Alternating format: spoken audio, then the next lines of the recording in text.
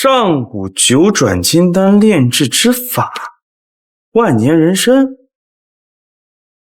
搞里头。哎，万年灵芝。搞里头。彼岸花。搞里头。万年玄玉。搞里头。云魄、龙髓、息壤、金睛，搞里头，通通搞里头。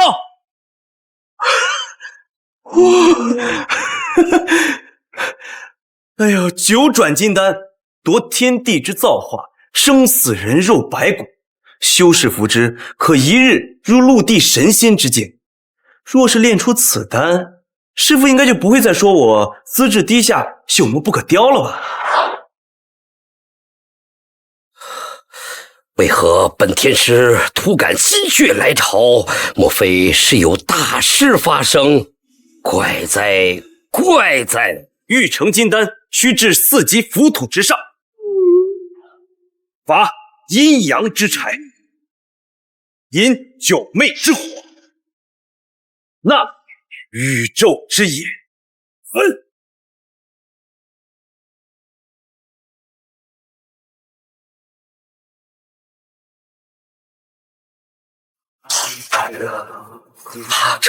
这是九转金丹丹成之劫呀！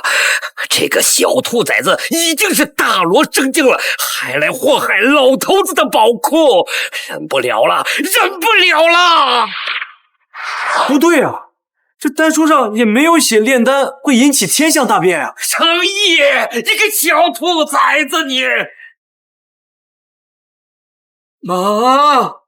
我的千年人参，千年灵芝，冰魄、龙髓、息壤都哪里去了？师傅，都在锅里呢。等我炼出九转金丹，您就再也不用嫌弃我的境界低下。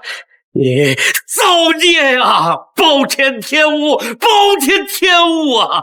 你竟然用铁锅来炼制九转金丹，你以为这是炖大鹅了啊？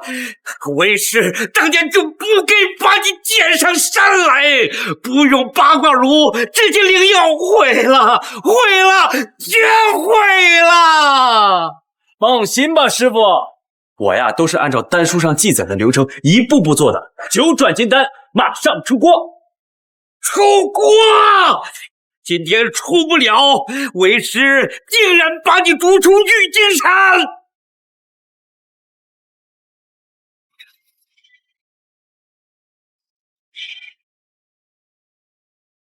啊！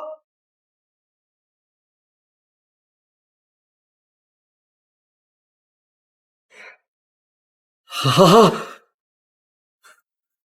九转金丹竟然被这小子用铁锅给炼成了！什么铁锅炖金丹呐，这都能行？刀俎在上啊！这个兔崽子难道是老天爷的亲儿子吗？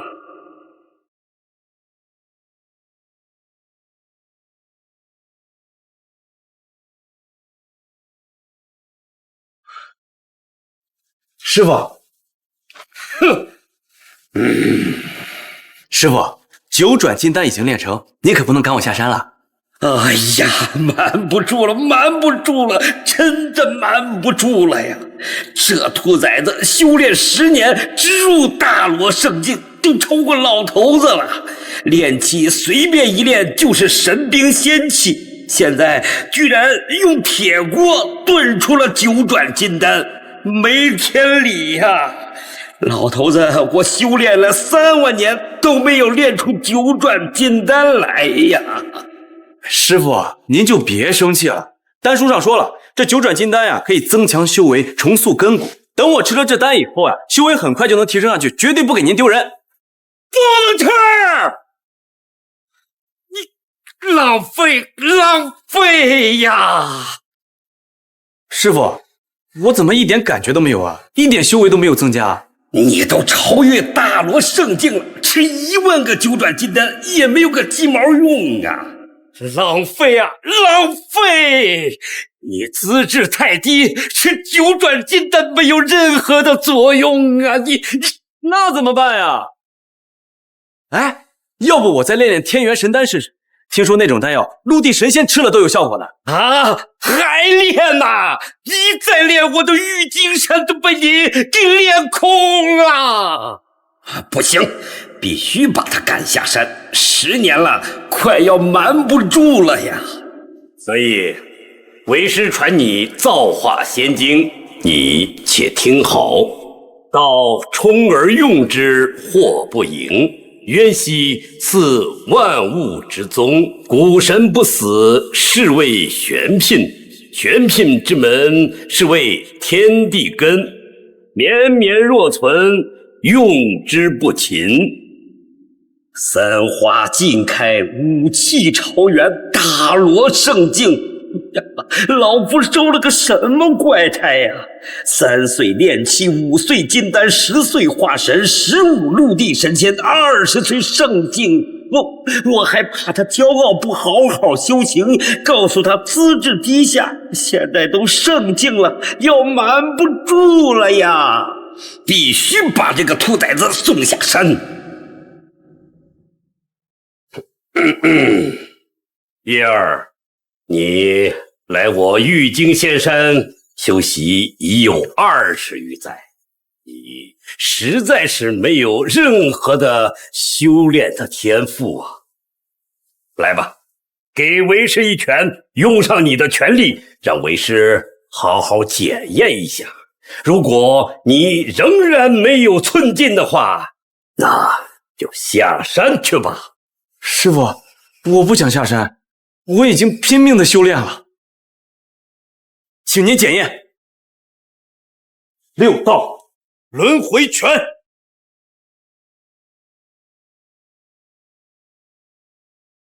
用全部修为！哎呀，真的好强啊！我不会被这兔崽子一拳给打死吧？哎呀，真的好强啊！我不会被这兔崽子一拳给打死吧？师傅，我绝不下山！毫无寸进，朽木不可雕啊！叶儿，这造化仙经你修习了10年，才修炼到了第8层。想当年，为师只用了1年的功夫，就修炼了到第10层了。哎呀，道祖在上，老夫修炼了3万年才第5层，这个兔崽子10年都超过我了。我难道修炼到狗身上去了？师傅，徒儿不想下山，徒儿想留在师傅身边侍奉师傅。晨儿，下山去吧。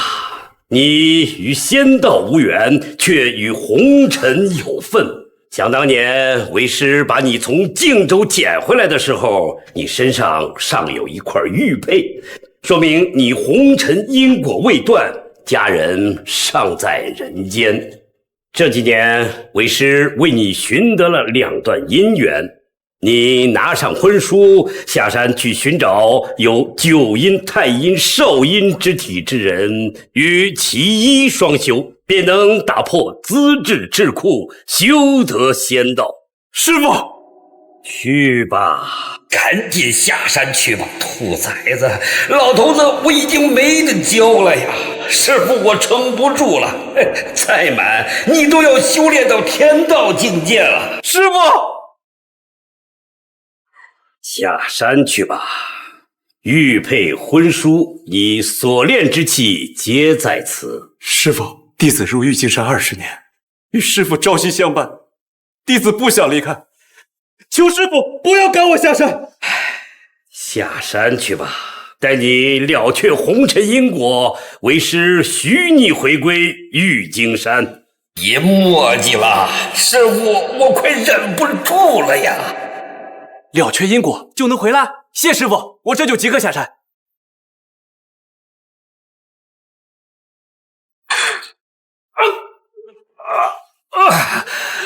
老头子，我打打灭了3进仙门，重无对手。3万年来没有被伤过一根汗毛，今天差点被这小兔崽子给打死。不行，小子下了山，定然会知晓是为师没有什么可教的了。他知道是为师把他给骗下了山，弄回来还不得闹翻了天？那就让武装观落花洞头疼去吧。镇元大仙，落花洞主，你们的天元境女婿已经下山了，能否把握住机会，就看你们的了。唉，看来我真不是修仙的天才，连师傅都把我赶下山了。哎，这玉佩跟了我20年都没什么动静，怎么今天忽然有了感应？难道真是我红尘因果未断？东南方向。云姐，你一定要找到你弟弟。20年前，我不是故意把他弄丢的。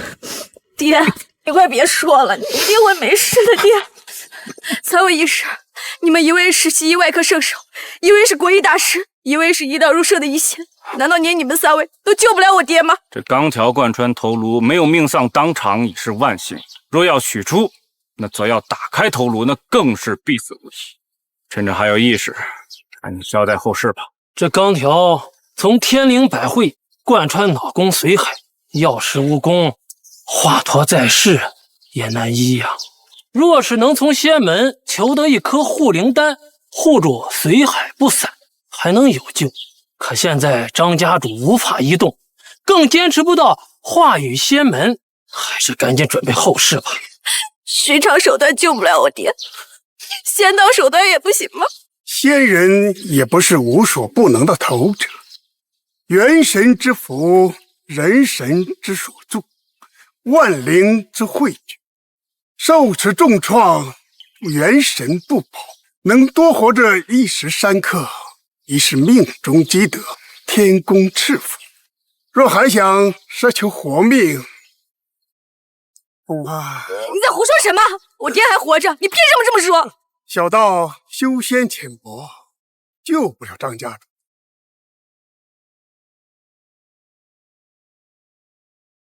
现在只能用这龙涎安魂香定住3魂7魄，暂不离体。若不抓紧交代后事，待这安神香烧完，可就天人乏力了。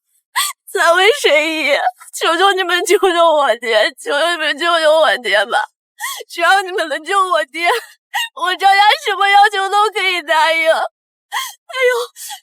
我张家有一份化羽仙门的仙缘，得此仙缘，有望成仙。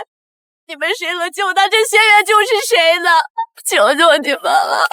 不是我们不救，实在是伤得太重了。这安神香只能维持半小时，大小姐还是让张家主赶紧交代后事吧。小雪，这颗玉佩我交给你，这件事绝非偶然。我怀疑是20年前害我丢失你弟弟的人又出现。虽然你是我的养女，但是我一直将你视为记住。我死之后，你一定要找到小姨。我张氏家族一半归你，如果实在找不到，这就都留给你了。爹，我不要爹，你放心，我一定会找到弟弟的爹。好重的煞气啊！老头，这头上插钢筋好玩吗？老头，这头上插钢筋好玩吗？你住口！你在胡说八道什么？你说的是人话吗？给我抓住他，张嘴！还等一等！我没有嘲讽，我是想说，得赶紧把钢筋从他的脑袋上拔下来。这根安神香只能起到一点安神的作用，救不了他的命的。再不拔出来，他活不过10分钟。哪来的小子，在这儿口出狂言？这可是龙岩安神香，给仙人用的，无知！这龙涎香含龙涎之气，能保三魂七魄。虽然救不了张家主的命，也能保他在一炷香内不会气绝。何止能稳三魂七魄，这香凡人闻一闻，能多活几十年；仙人嗅一嗅，境界可更上一层楼。不可能，这香我练了几百根了。师傅说了，这香就是驱蚊子用的，对于提升修为没有一点作用。要不然我怎么可能只有这么一丁点修为？妄言！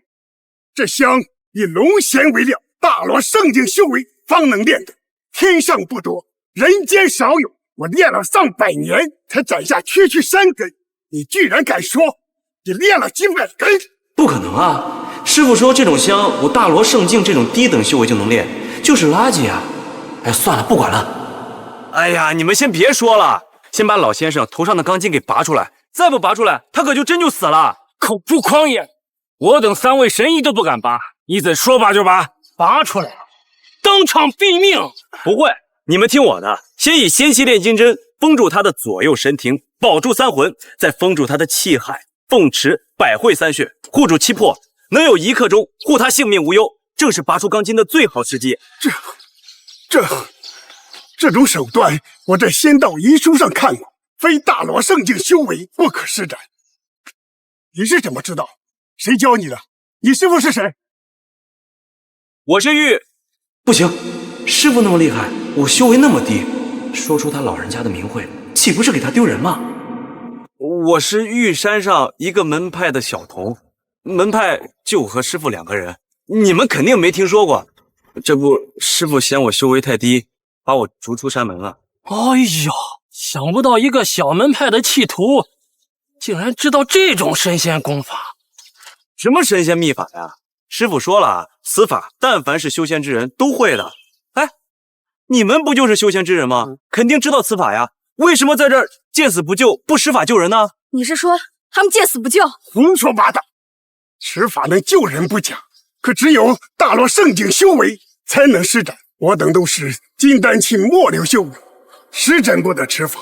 师父说金丹期远在大罗圣境之上，若是说金丹期都是末流，那我这大罗圣境岂不是末流中的末流？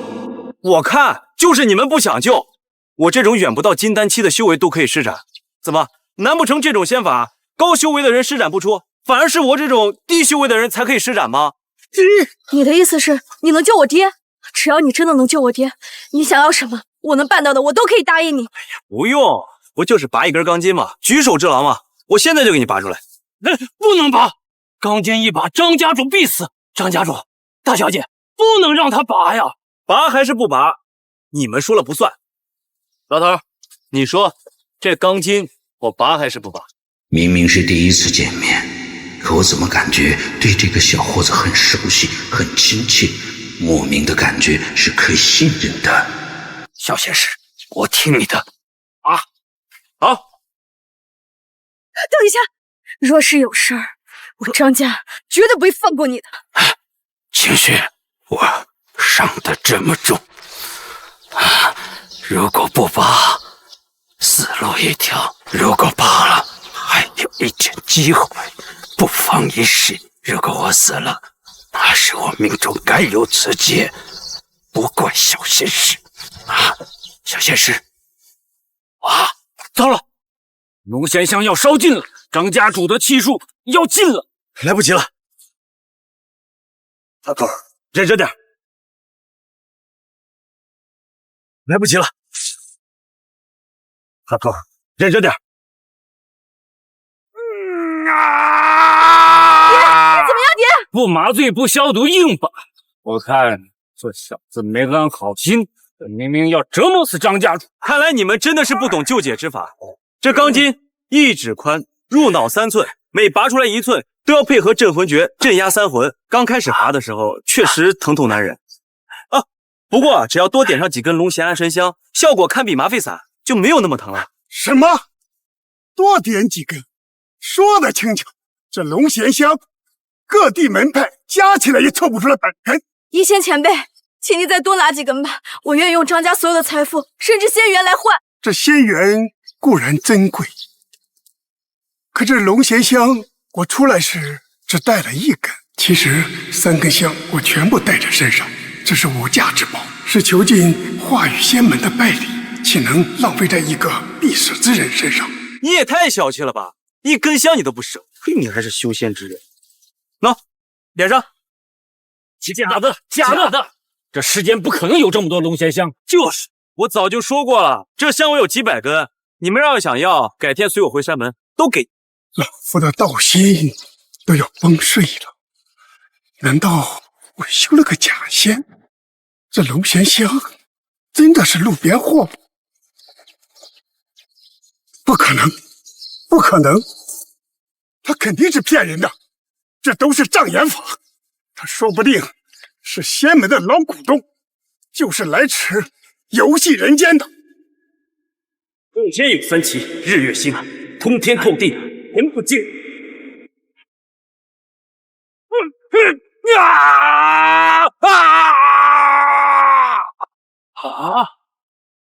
当真拔出来了一簇，张家主也没有断气的迹象了。好像也不是那么痛了。不疼了？难道真的是龙涎香？还有他的手法、口诀，都是大罗圣境修为。难道他真是隐世仙人？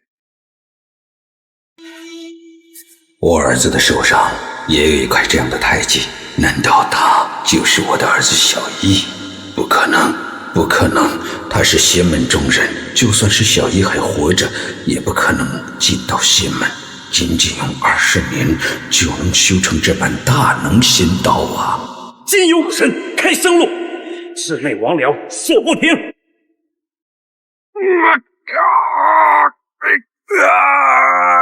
天门地户，吉祥绝命！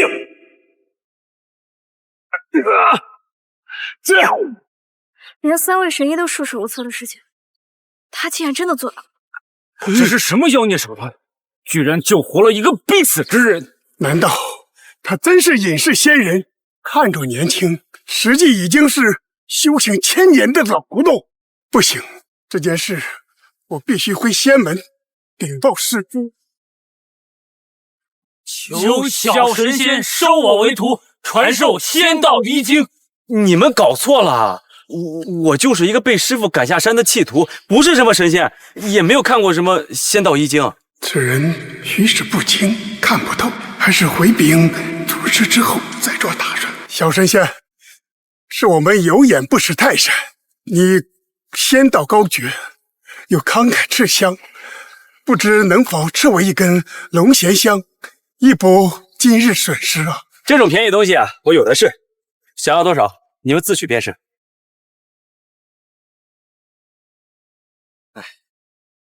小神仙留步！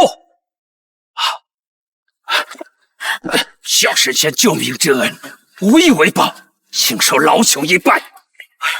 2位快请起，我真不是神仙，刚才救你的手法，师傅说过，随便拿一个仙门中人都可以做到的。既然如此，请问小神仙尊姓大名？我张家有份化于仙门的仙缘，3月3，也就是明日午时，他们会召开仙缘大会。你如果不嫌弃，可尝一试。如果能进仙门，即可早日进无上仙道。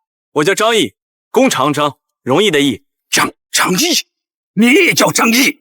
他的手上也有印记，难道他真的是我丢失的儿子吗？我的儿子是神仙。小神仙，原来你也叫张毅，请问您今年贵庚啊？都说了我不是神仙，就是一个没有资质的废柴，医道也只懂一点点，就叫我张毅就行了。我具体年岁自己也不知道，我自幼在山中长大，据师傅说应该是这个年纪。原来他已经修行了2000年，看来也只是和我丢失的儿子崇明相似而已。20多岁了，师父说我的因果就在东南荆州，这里应该能找到我的父母吧？要是找到了，一定要问清楚当年为什么要丢下我。实不相瞒，老夫也曾修炼仙道，只是天资愚钝，从未证得半点仙道。化羽仙门的祖师曾说过，我女儿晴雪乃是九阴之体，与之双修，可以修改仙姿。爹，你什么意思啊？你要让我嫁给他？小仙师救命之恩无以为报，再说了，小仙师能力超群，你嫁给他，你不愿意啊？爹，我有九阴圣体，仙道祖师说有金仙资质，将来能带我进入仙门了，飞升仙界。只为寻找义弟弟，我才拒绝的。将来若找到义弟弟，哪怕为了报答爹爹的养育之恩，我也可以带义弟弟进入仙门。可他只是一个被仙门逐出的弃徒。找了10多年都没有找到，机会渺茫啊！也许小姨她早已经不在人世了。小先生救命之恩，岂可不报啊？不用，我救人不是为了强人所难的。师父教导我要行善积德，这样有助于突破修行桎梏。老先生，您愿意给我一份仙缘，我已经很感激了。至于婚事，就先算了吧。化羽仙门追求只修仙资质，如果张先生你的资质无法达到他们收徒的要求，你该怎么办呢？那就只能说明我真的很废柴，没有修仙的资质，只能做一个生老病死的凡人。爹，3年时间，我一定能找到义弟弟的。至于今日恩情，张仙师能修行至今，必定是有一些资质在的。待我找到义弟弟，我就嫁给张仙师。到时候，祝他重登仙道。心中久想，化羽仙门的仙缘大会就要开了。仙缘大会是化羽仙门1年1度的盛会，外界之人要进仙门修习仙道，通过仙缘大会的临淄考验，是唯一也是必经之路。能入仙门者，光宗耀祖，无上荣光。不过，我观今日诸位皆资质平庸，唯我略高一等。看来这拜入仙门的殊荣，多半是要花了我江家了。仙门之地不得宣武。拜见仙人。周仙人，你怎么不跪啊？这3位可是化羽仙门的掌教真神，来主导今日大会，你可千万别惹怒他。不跪3位真人，就是对仙门不敬，对仙道不尊。你还想不想进化羽仙门？面前之人既来参加仙缘大会，准备拜师入仙门，为何不跪？我要跪，就要跪真正的仙人，而你们修为不高，算不得仙人，不值得我跪。好狂的小头！我与2位师兄执掌仙门1000年，入得仙门论道，下得地府积魂。你竟敢说我们修为不高，算不得仙人！哎呀，张先生求在此妄言，赶紧给3位仙师道歉。不敬仙人者没有资格参加仙缘大会，请3位仙人下令将此人逐出。我又没说错，为什么要把我赶出去啊？他们真的不是仙人，我师父说过，真正的仙人修为高深莫测，根本就看不透境界。我师父就是仙人啊，我就看不透他的境界。我看小友的确有几分修为，炼气期8层。你是何门何派？以炼气期的境界，竟能看出神仙境的修为。你的师父到底是何方神圣啊？师父说我天资愚钝，修仙资质低下，把我赶出山门了，没脸再提师父的名号。不肯透露。好，你说我们修为不高，那你就好好说说，我们到底是何境界？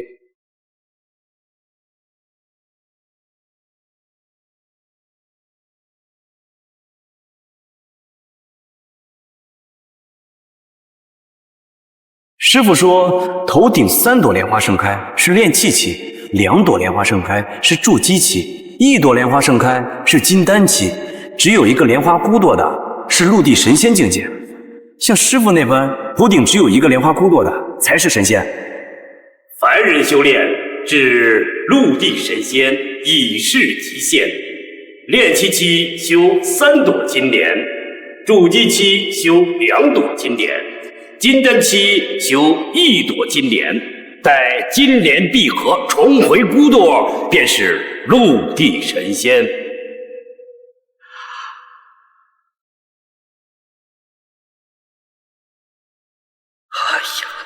我的障眼法快瞒不下去了呀！他已经9连气开入天道境，赶紧让他下山，不能叫他知道我这个师傅已没有什么东西可以教他了。你们3个的境界就是炼气期，离陆地神仙境还差得远啊！真是坐井观天，胡说八道！我一个堂堂陆地神仙之境，竟被你说出一个小小的炼气期的修士，简直是可笑至极，可笑至极！以我看，你师父也如你一般，井底之蛙，不知天高地阔。既然你不肯跪拜，那也就罢了。反正你这般愚子纯才，竟然也经不起考验，入不得仙门。和你计较，倒也显得我们有失身份。50至，及时到，请仙门圣器混沌神珠。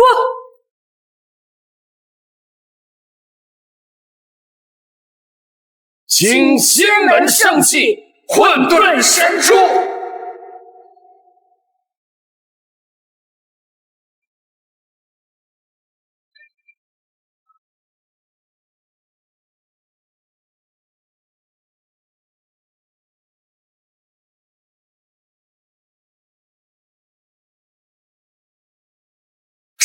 这就是化羽仙门圣器可引灵根测资质变善恶的混沌神珠啊！当年我几次跪求欲入仙门，就是此神珠测得我资质不够，至今无缘仙道。鸿蒙之始，天地初开，诞生这混沌神珠，作用万千，其一便是可测修炼资质。凡修仙道者，以手触摸神珠，神珠便会显示其修炼资质。凡人修炼者分9境：炼气、筑基、金丹。陆地神仙、仙仙、神仙、金仙、大罗圣境、天境。触碰神珠，金莲显现，金莲显现数量代表修炼资质所能达到的上限。金莲之下皆为蝼蚁，只有显现1朵金莲，才具有修炼大陆神仙境的可能。若是金莲不显，那则证明这辈子都成不了仙。师傅说，1朵金莲已是凡人修仙的大限，这样才有修炼到陆地神仙境的可能。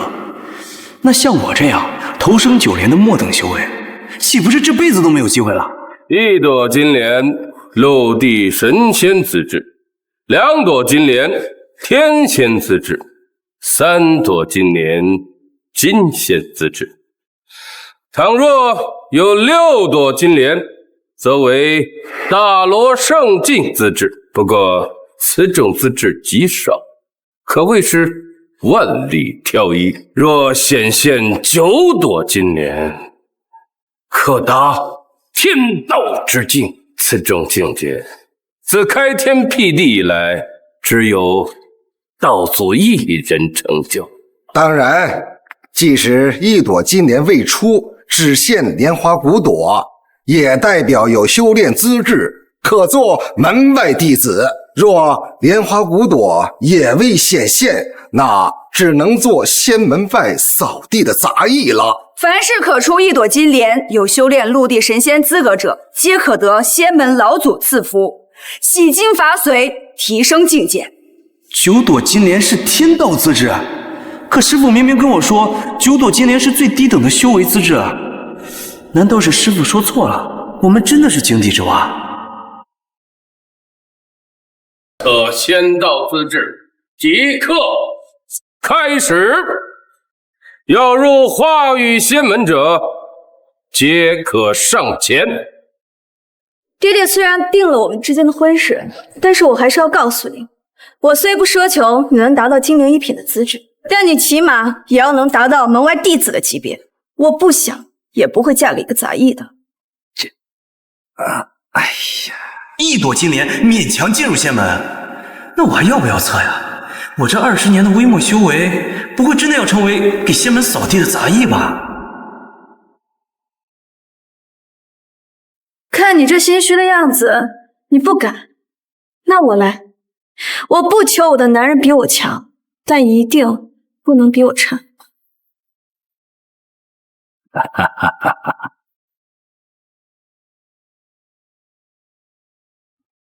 我女儿可是太阴圣体，可不是一朵金莲那么简单的。按化羽仙门的规矩，3朵金莲已经有了金仙的资质。我这种修炼废神，1朵金莲也显现不出，怎么可能强得过他？唉，注定我与张家无缘，结不成这桩婚事了。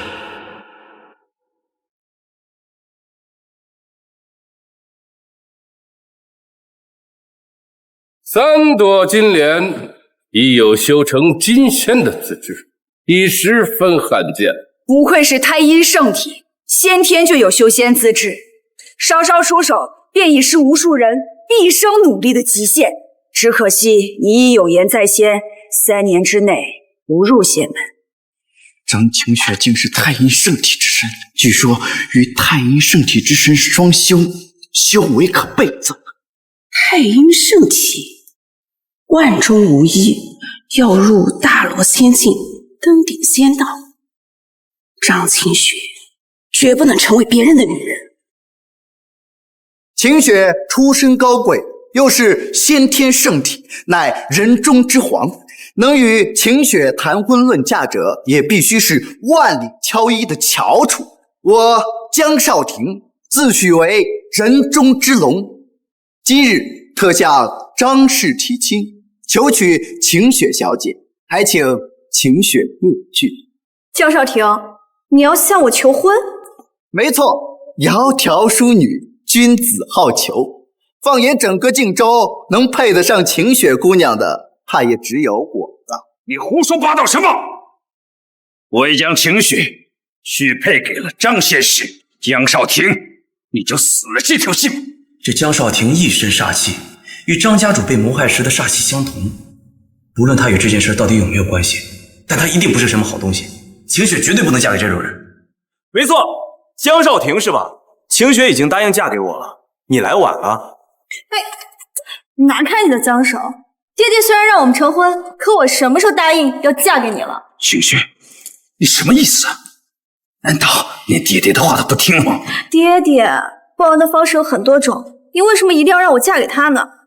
我曾经发过誓，我张晴雪的男人，要么天资比我聪颖，要么能力比我强，否则他凭什么可以征服我呀？听到了吗？晴雪有金莲3品金仙资质，请问你是何等仙资啊？是何等仙资啊？我具体仙资不知道，但师傅说我头顶9朵金莲，是修仙者里修为最低的。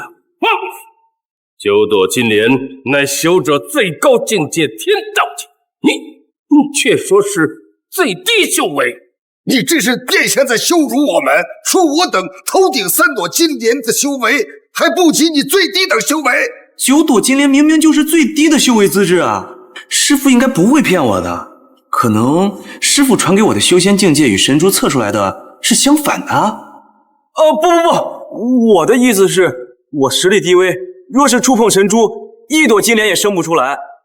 我的修为比不上在场的任何一位。爹爹，您都看到了吧？我有太阴圣体，又有金仙资质，嫁给他岂不成了整件笑？哎下，你不嫁给张仙师，难道你要嫁给江少廷吗？他面净心不净，他向你求婚是另有所图，这种婚事我绝不同意。没错，大小姐，我都看得出来，这姓江的没安好心。你住口！莫等修为，没半点修仙资质，一双肉眼凡胎，你能看得出什么？张家主，大小姐得仙门认可，有金仙认证，你呢，只是一个普通人，做不了她的主。爹爹，只怕今日女儿要忤逆您的意思了。我张晴雪不愿嫁给一个一无实权的人，沦为仙门的笑柄。若是你能得到神珠的认可，我愿与你结为一时双璧。当年华宇仙门老祖曾说我乃九阳圣子之体，一直未能查验，今日一测便知。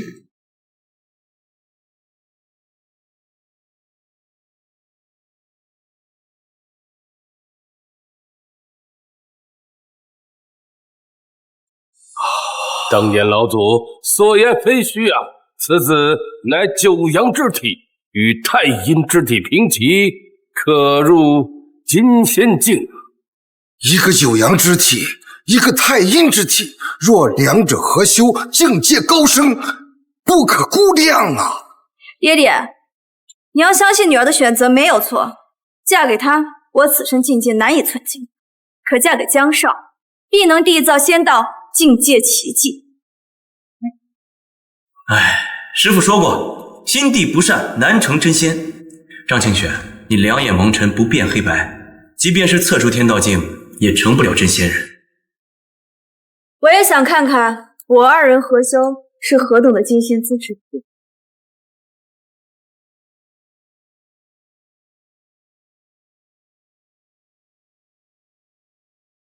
是6朵金莲，6朵金莲，大罗圣境啊！二者合修，可出大罗圣境啊！是我羽化仙门之仆，天地同庆啊！张家主，看见了吧？大小姐选择少廷才是正确的结合。她若是听你的，选择一个一无是处的废材，怕是仙道境界再无寸进了。张仙师啊，我不想看着晴雪跳进江家的火坑，这里只有你能帮她呀。我张家主，你别开玩笑了，我要是上去，1朵金莲我都显现不出来，这件事我真帮不了你。你想啊，不是张仙师啊，你不上去试试怎么知道呢？万一你和他一样也是九阳之体啊，你比他还强呢？不可能，我要是九阳之体，修仙奇才，我师父怎么可能把我赶下山门呢？人贵在有自知之明，麻雀的确不能与凤配。以我云泥之别，配不上晴雪小姐，已是不争的事实。但你也可以上前一测资质，说不定还可以留下来做个扫地的杂役。没错，张毅，别说我没给过你机会。我不要求你能超越江少，但若你能让神珠出3朵金莲，与江少的资质平齐，我未尝不可改变主意。哼，我也想看看这个号称头生九莲却修为末等的狂徒是何等资质。上台，测！对，不可推脱，测！我若是1朵金莲也测不出，可就真是把师傅的老脸给丢尽了呀。无论有没有仙道资质，你都应该有踏出这一步的勇气。你连向前一步的胆气都没有，你根本就不值得我多看你一眼。畏首畏尾，羞耻之耻！说出你师门名字，师傅是谁？滚下山去！自此，你这一门再无资格参加我华宇仙门的仙元大会。罢了，测就测，总不能真把师傅的老脸丢在这儿，让他们踩到脚底吧？行，我测，但是我话先说清楚啊，无论结果如何，都是我一个人的事儿，跟我师傅无关，与我师门无关。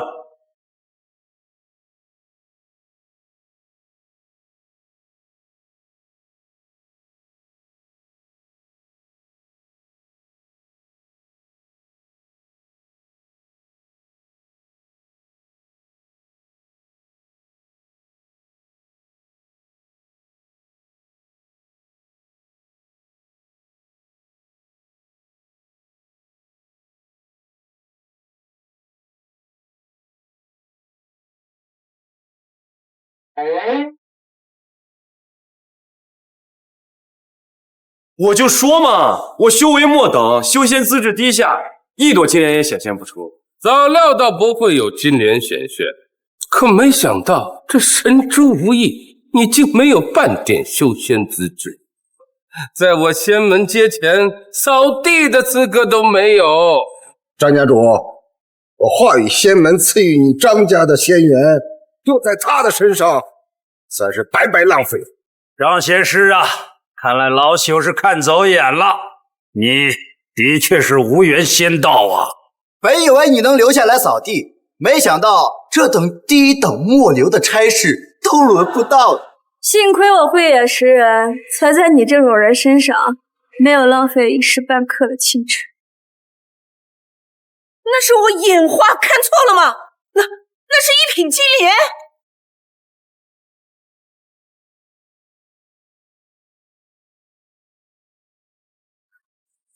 一品金莲？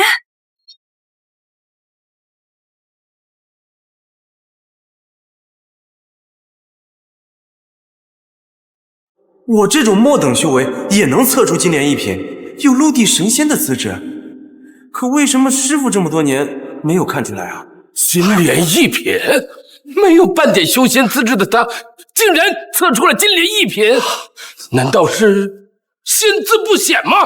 好啊，极品金莲一品也算是有陆地神仙的资质了，与我们晴雪也算是般配了。不过是金莲一品，我和江少可都是金莲3品，他与我还是地仙与金仙的差别。听清楚了吗？金仙与地仙听起来只有1字之差，可在修仙界一脉差的可是万年之遥。再过1万年，你也修不到金仙境。慢着，不是金莲一品，是金莲2品啊！不可能，金莲一品陆地神仙已是他这种俗物修仙之最，怎么可能金莲2品？白石仙人，您看错了，哪有什么金莲2品啊？我能有陆地神仙的资质，已经很知足了。不是金莲2品，神珠已有吞吐金莲之象啊！金莲2品，张天师，你与我们晴雪之间的距离已经从万里之遥变为咫尺之间了。不就是金莲2品吗？我家少廷可是金莲3品，他们之间可是天仙和金仙的差距。我没做梦吧？片刻之间从地仙晋升天仙，这样的资质真是我测出来的吗？不是天仙，是金仙；不是天仙，是金仙。真的是3品天仙资质啊！3朵金莲，金仙资质，为界凡体居然与太阴之体、九阳之体资质齐平，同一天内测出3位金仙资质，这是化羽仙门从未有过的奇事啊！更奇的是，他这种没有先天修炼体质，竟可媲美九阳太阴之体，真是修仙奇才啊！那九阳之体万里无一，竟与他这种被仙门逐出师门的废物资质平齐，真乃我蒋家之耻啊！晴雪，你看到了吗？张仙师和你一样，也是金仙资质，你们才是最般配的那个人呐！真的般配吗？虽然都是金仙资质，可我是太阴圣体，他一剑凡体，显而易见，谁尊谁卑。除非他能测出金莲4品再升1级，才能勉强与我平齐，这才叫般配。神珠又有吞吐之象，难道今天要出一个超越金莲3品之人？又一个金莲4品，看似平平无奇，总是金莲4品，他是怎么做到的？他到底是什么人？当年老祖修行3万年，又听老君论道，才突破桎梏，升至金莲4品。这小童看年龄不过20-30，竟然已经达到了老祖修行3万年的高度，这其中不会有假吧？师父总说我是愚钝至极，朽木不可雕也，连基本的炼气期都无法突破，怎么到了这里却成了修仙奇才，达到了金仙之上的资质？这混沌神珠不会是失灵了吧？晴雪，如你所说，张仙师现在已经是金莲4品了，现在应该与你般配了吧？金莲4品又如何？我和晴雪双修能到达金莲6品，我二人结合可达大罗圣境资质。他区金莲4品，比得了吗？这叫般配吗？他若真想和少廷一较高下，那就测出个金莲6品，让我们瞧一瞧啊！金莲6品，大罗圣境，几位执掌仙门1000年的仙人都难以达到的高度，我怎么可能做得到？知道自惭形秽就好。你我之间的婚事，趁早死了这条心。不止4品金莲，神珠灵光未消，似有吞吐金莲之象啊！不可能！金莲4品已经超越了金仙，若再吐金莲，岂不是要接近大罗圣境啊？这是凡人修仙绝不可能达到的高度。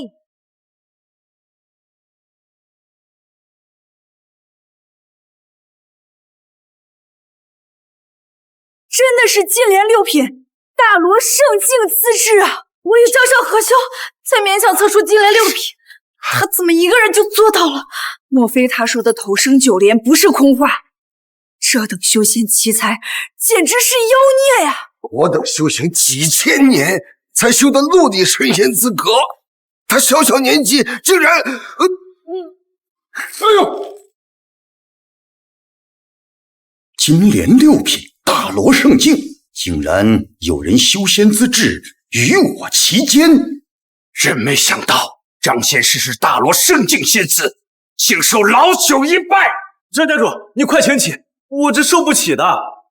这金莲6品的仙资肯定跟我无关，依我看，8成是神珠失灵，测错了。妄言！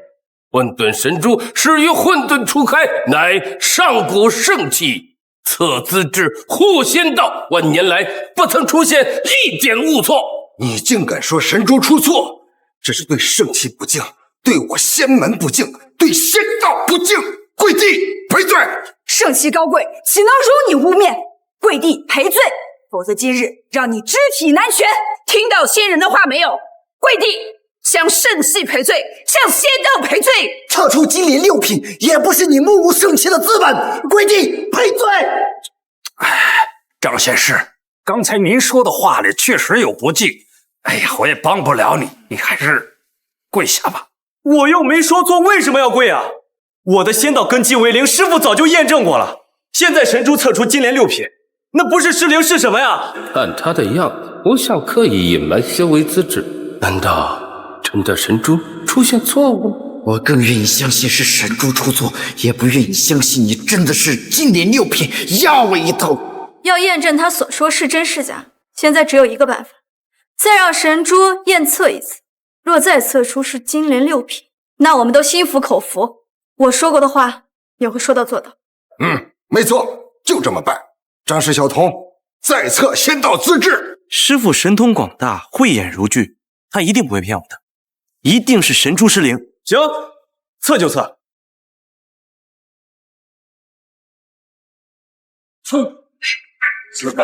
这是哎呦！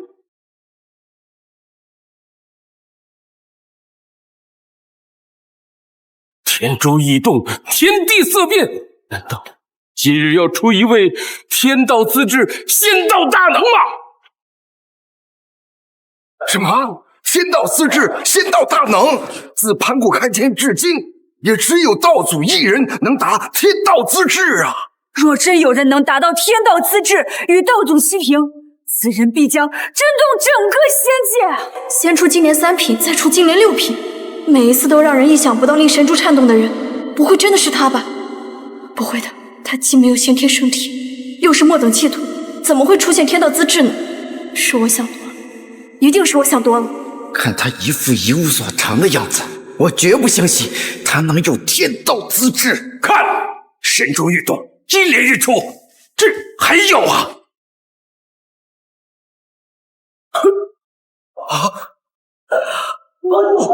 金莲九品天道自治，没想到人间还有一位与道祖仙子比肩的人物啊！与我资质期间，已可以惊动半壁仙界，竟然与道祖期间，这岂不是让整个三界都为之一振？这天道自治足可以称是第二道祖啊！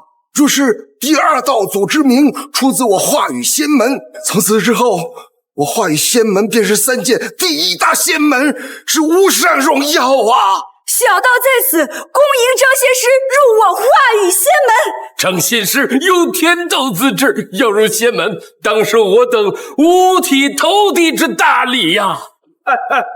小道子阳恭迎张仙师入我化羽仙门。恭迎张仙师入我化羽仙门。三位仙人跪地相迎。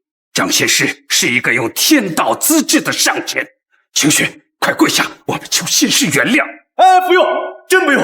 张家主，这里面肯定是有什么误会。哎呀，张天师，你就不要谦虚了。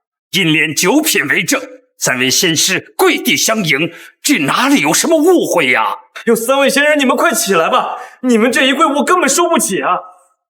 这一跪，你何止受得起啊？能跪天道上仙，是我等何等的荣耀啊！只要您点头入我化羽仙门，仙门上下必以你为尊啊！您入仙门，我们愿拜您为师。仙门掌教真人的位子也让给您。这小子到底是什么来头？竟是天道自治，整个化羽仙门都匍匐在他的脚下。哎呀，我可以加入你们仙门，真的。但是只要仙师您愿入我化羽仙门，您提什么条件，我们都答应。你们听我说完，我是想说，这九品金莲与我无关。刚才我就说了，神珠失灵测不准的。哎，这神珠吞吐金莲有序，天地间也无大祸突起，这正是验证天道仙资之象啊！我还是不相信，他分明就是来仙门求取修仙功法的一个小童，怎么会有天道之资？我怀疑他分明就是使用了什么障眼法，骗过了我，骗过了各位。依我看，他根本连金莲一品都没有。没错，据我所知，一些小门小派专研障眼之法，流窜各大仙门，骗取修仙之法。放肆！障眼之术骗得过你们，骗不过神珠。没有什么法术能令神珠生出假象。你们还看不出吗？张仙师乃大能神仙下凡，看尽人间疾苦，特来人间体验生活。再敢对张仙师出言不逊，即刻赶下山。此生再不许你张氏涉足仙门半步。连三位仙人都承认了，难道真是我错了？他真的是一位仙姿不显，能带给我张家无上福报的大仙人。所有人都说我有天道仙姿，可师父却说我是一块朽木，我到底该信谁的呀？小小年纪，这天道自治竟然与道祖齐肩，莫非天下真的有如此修仙的奇才？待我以仙法赐福，试试他的修为到底在何种境界。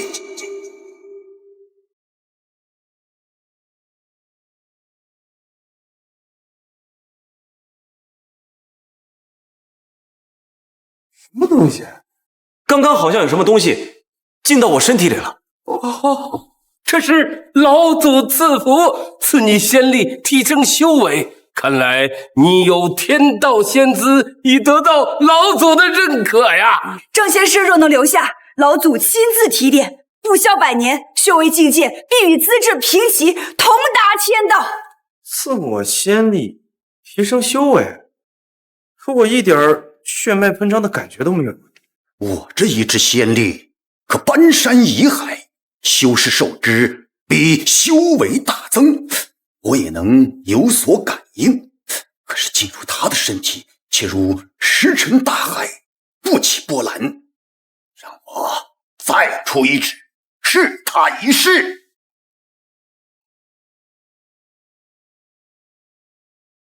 又是老祖赐佛？难道是仙门老祖小气，赐的仙法太少？我还是没有什么感觉啊。真是怪杀我也！总是天道自治，我这一支仙力下去，也能试出修为几何？为何在他身上，我却全然察觉不到？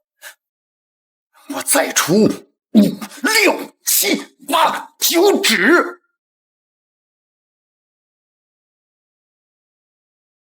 哎呀，三位仙人，麻烦你们告知你们老祖一声，别再赐福了。这点仙力对我来说真的没什么用。老祖乃仙门的开山鼻祖，至高无上。老祖要为张仙师赐福，我等子也拦不住啊！我好为1000年仙力，居然测不出他的修为。不是他的修为太低，没有品级，就是我的仙力，在他面前犹如蚍蜉撼树。若真是如此，他的修为岂不是在天道之上？不可能，不可能！道祖修行10万年，都不能突破天道再上一层。他一个道门小童，不过有些修仙天资，总不会超越道祖，突破天道自治吧？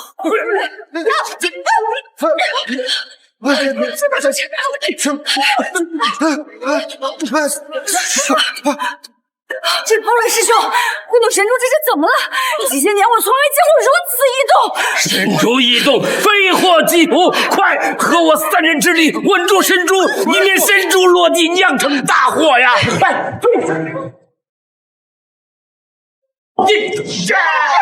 神珠厉害，万古之力，凭你我3人之力，根本就压制不住啊！我快要承受不了了，我也快撑不住了。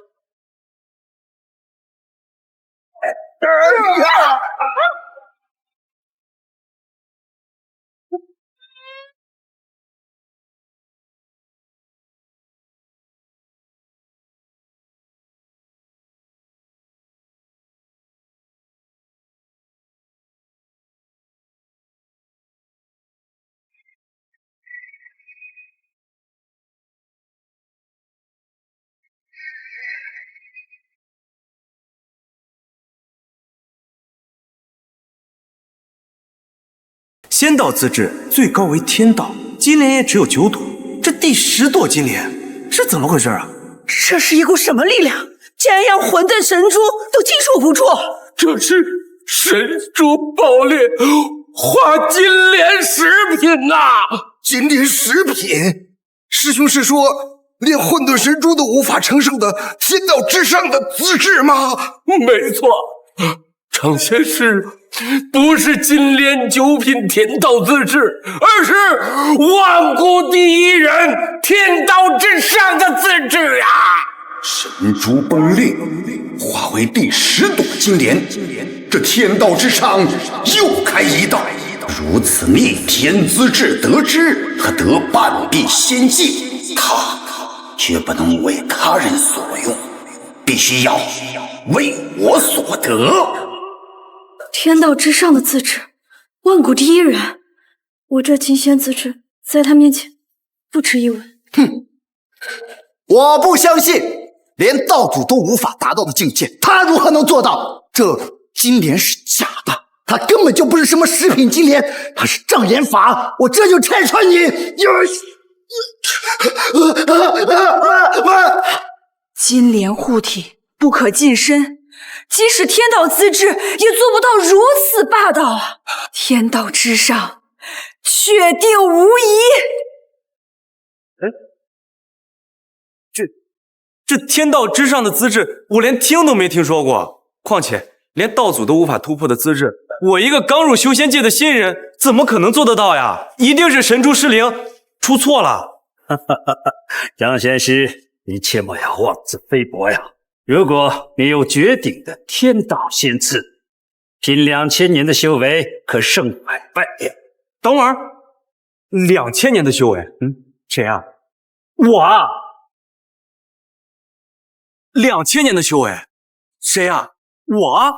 不是你说你已经2000多岁了，那不就是2000年的修为吗？哎呦，张家主，你理解错了，我是说20岁，不是2000岁。什么？20年？张前世，你是说你只有20岁，而不是2000岁？张前世只有20岁，20岁，天道之上仙资质，匪夷所思，简直是仙道奇才呀！20年的修为已经远胜我们1000年修为，怎么还有何脸面自称仙人呢？你们不会都以为我2000岁吧？怎么可能啊！哎，你看看，我这头上一根白头发都没有，一条皱纹都没有，怎么可能2000岁呢？爹，他也叫张毅，他也是20岁，他的手臂上有跟你一样的胎记，他不会是义弟弟吧？对，我想起来了，当年我抱着小姨逃走的时候，我们的手臂被一把刀同时划过。如果他的手臂上有和我一样的刀疤，那就确定是小姨无疑了。上家主，你们在说什么呀？什么义弟弟，什么刀疤，什么胎记的？张先生，能否让老小看一下你的左臂？我这左臂又没有什么异常，有什么好看的？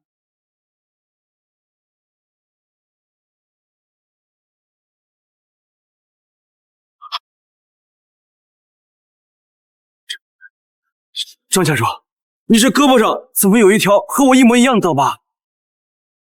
张家主，你这胳膊上怎么有一条和我一模一样的刀疤？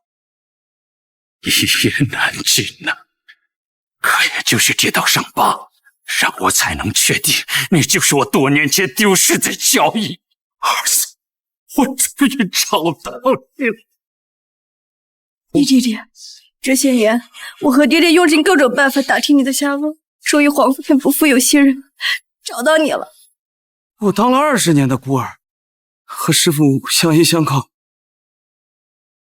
今天突然有爹了，有家了。是啊，儿子，时隔20年，我们又重逢了，你不高兴吗？你觉得我应该高兴吗？应该叫你一声爹吗？你想多了，我一点也不高兴。今天这声爹，我也叫不出口。儿子，20年，整整20年，我们又重逢了，你不认我，这是为什么？我有父亲，却当了20年的孤儿。我一直想要一个答案，我到底做错了什么？啊？还是说我的出生就是一个错误？为什么？为什么当年你要狠心抛下我？小姨，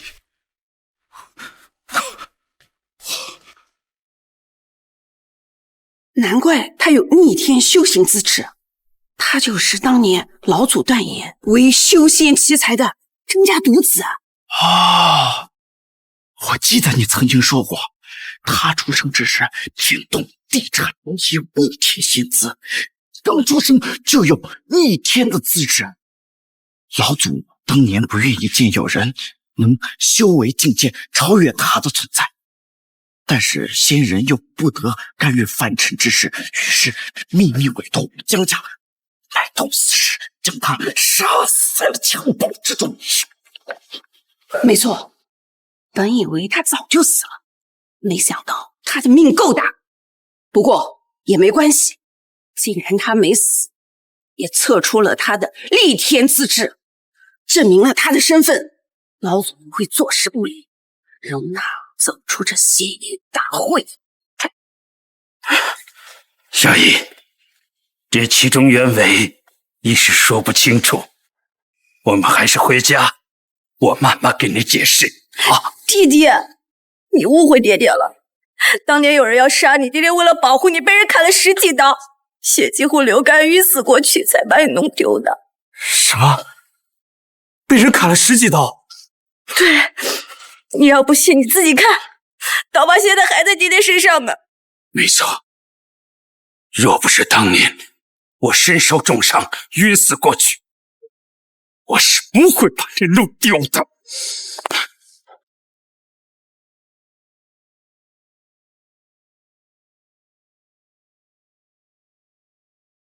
爹，对不起，我当年还以为你是故意抛下我。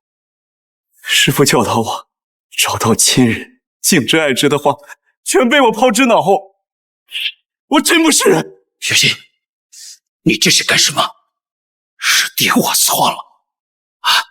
这里是仙门，我们不便说话，我们还是回去吧。回家，去他的仙门，我不进了。神珠爆裂，仙门大祸，未查清大祸根源，谁都不准走。多谢老祖，多谢老祖。是谁毁坏了我化羽仙门的万年圣技混沌神珠？哎，老祖，是他，就是他毁了仙门圣器。回禀老祖，是这位张仙师。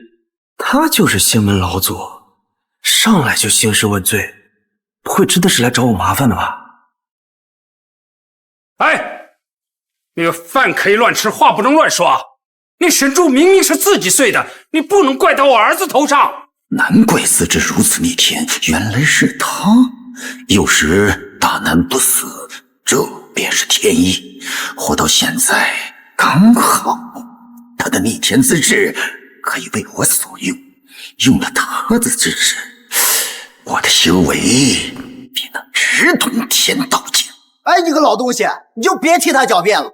大家都看到神珠爆裂，化作第10朵金莲，就落在他的手上。是你们要我测的呀！测出来10朵金莲，神珠爆裂，还说我有天道以上的资质。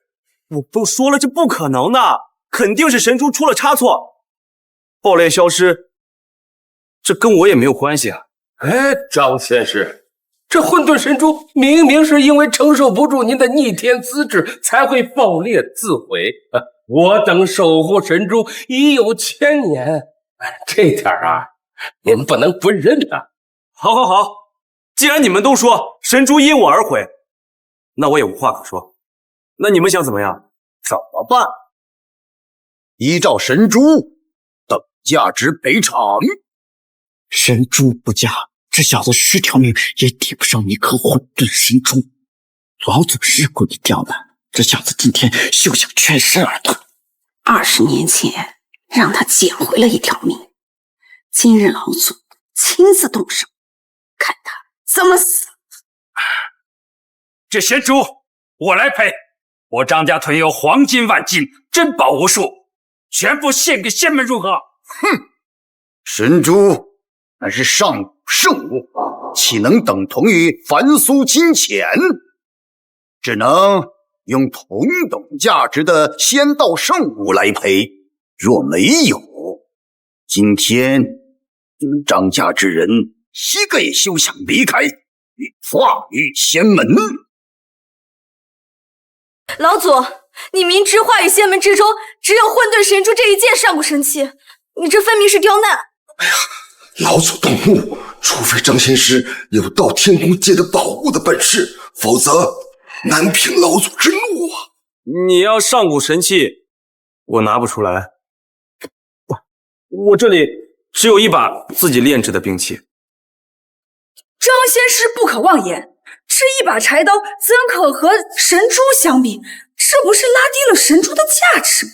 爹爹，赔偿的事我和爹爹想办法，你快把这刀扔了，别给别人留下诟病的把柄。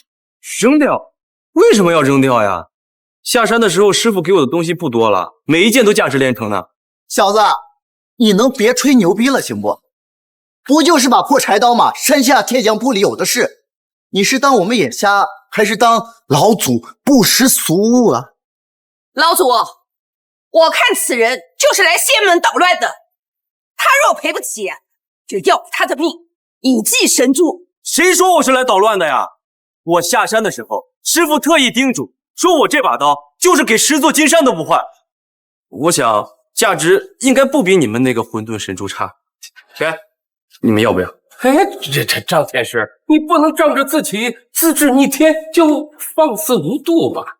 啊，哎呀，今日之事啊，过分了，过分了啊！哎，我倒是想看看这逆天资质的修仙奇才炼出的刀有何金贵之处。江少廷，仙门已准许你为入门弟子，拿刀拿来我看看。是。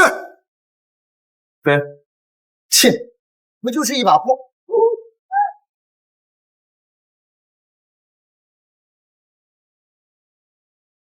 切，不就是一把破？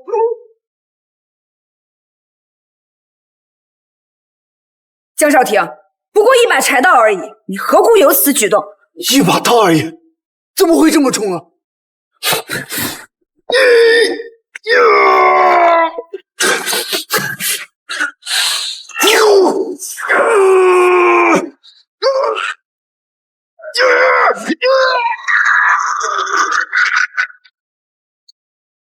少廷啊，你可是能扛起千斤顶的人啊，怎么能当着几位仙人的面，这都拿不起一把刀呢？这把刀好像有万斤之重，我这张手只能撼动千斤之力，我确实是拿不起来。几万斤重？江少廷，你开什么玩笑？这把刀是我亲自打的，重7斤8两，怎么可能有你说的那么重？江少廷，张毅的资质远超于你，你心里不舒服，所以才用这招。你先激怒老祖，迁怒张毅，是不是啊？江少廷，你竟是如此卑鄙的小人，我还想着跟你双修，真是可惜死我了。江少廷，你少故弄玄虚，快把张延迟的窄刀给我拿过来。3位仙人，好，我拿。要么是幻觉，要么是他耍了把戏。这次我集全身之力，我就不信拿不动你的破柴刀。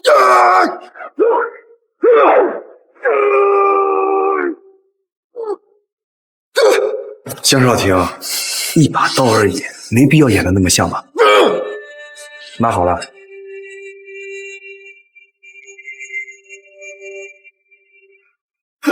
几位仙人呐，这刀是被他做了手脚，害我当众出丑，有辱仙门之位，还请仙人替我出气，灭了他！喂，江少廷，你演戏演上瘾了吧？我都说了，这把刀7斤8两重，你别告诉我你拿不起来。江少廷，这到底怎么回事？3位真人，这刀有古怪，一定是被他做了什么手脚，我拿不动啊！本以为你修行根基稳健，能成为我仙门上乘弟子，没想到连把刀都拿不起来。起开！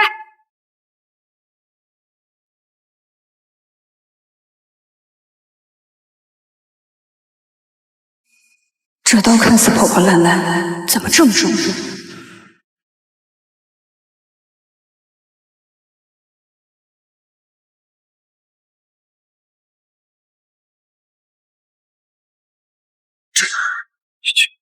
难不成这把刀真有万斤之重，连我仙门真人都拿得不起？不是，仙姑，你不是开玩笑吧？这刀小易轻而易举就拿起来的，它没有那么重啊。这刀虽然重，还没到拿不起的地步。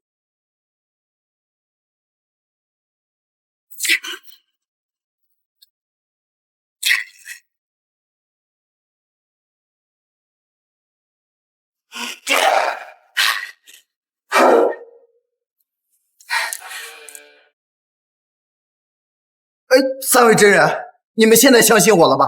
这刀一定是被他施了什么手段。看仙人的样子，不像是装的呀。难道这些仙人真的连7斤8两的刀都拿不起来？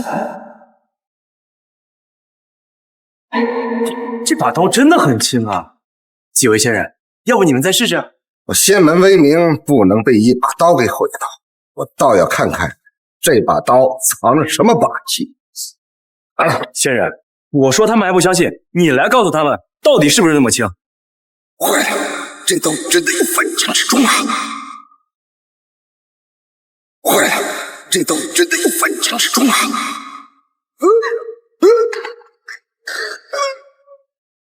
白石之人的面色不太对了，莫非这把菜刀真的有什么玄妙？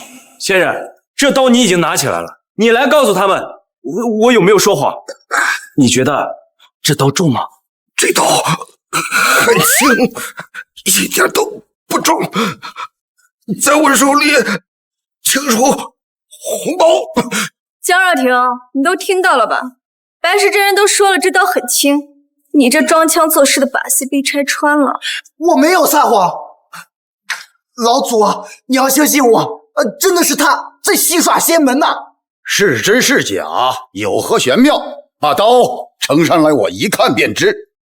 白石真人，来，把刀呈上来。是。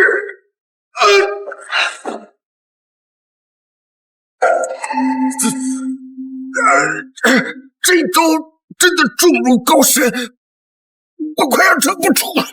仙人，你刚刚不是还说这把刀很轻的吗？哦，你是在配合他们演戏，想要陷害我是不是？胡说八道！我化羽仙门3位掌教真人光明磊落，岂会做这种阿杂之事？老祖，子阳师兄，这下你们相信我了吧？此刀若不真是神器所化，必是高人施了法术。我等破解不开。这一日，你快把这刀拿开，会压死我啦！小易，你快把刀拿走，别把新人压坏了。哦，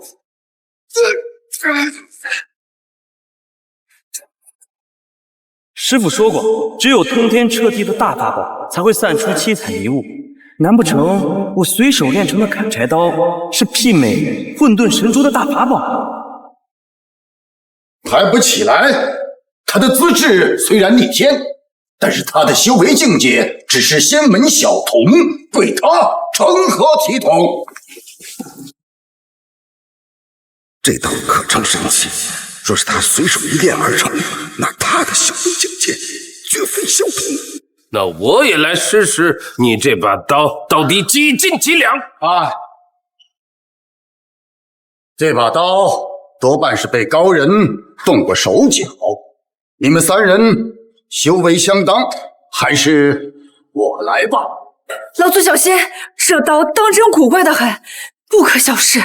哼，这把刀它就算是被仙人加持，它也不过是一件死物，我还怕它不成？老祖，他们拿不起这把刀，是不是因为这刀身上有一层七彩迷雾啊？哪有七彩迷雾？我看到的只是锈迹斑斑。你少在这里蛊惑人心！我没有胡说呀，这刀身上面明明有一层七彩迷雾的，你们看不到吗？哎呀，没有。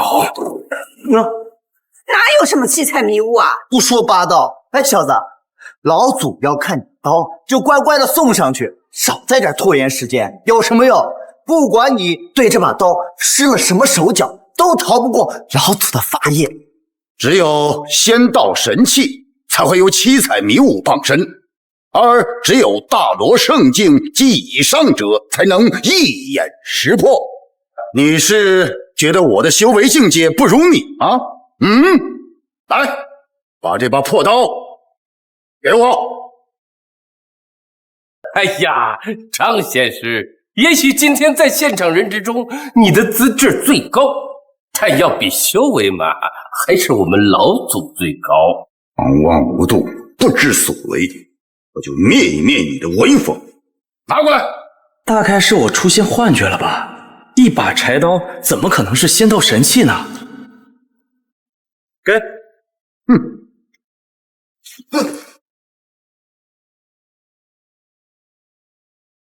这破柴刀不像是有人使了仙术，却重比高山，难不成真的是遗落尘埃里的仙道神器？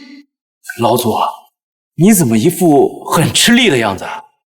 你不会也想说这刀力重万斤吧？这老祖是怎么了？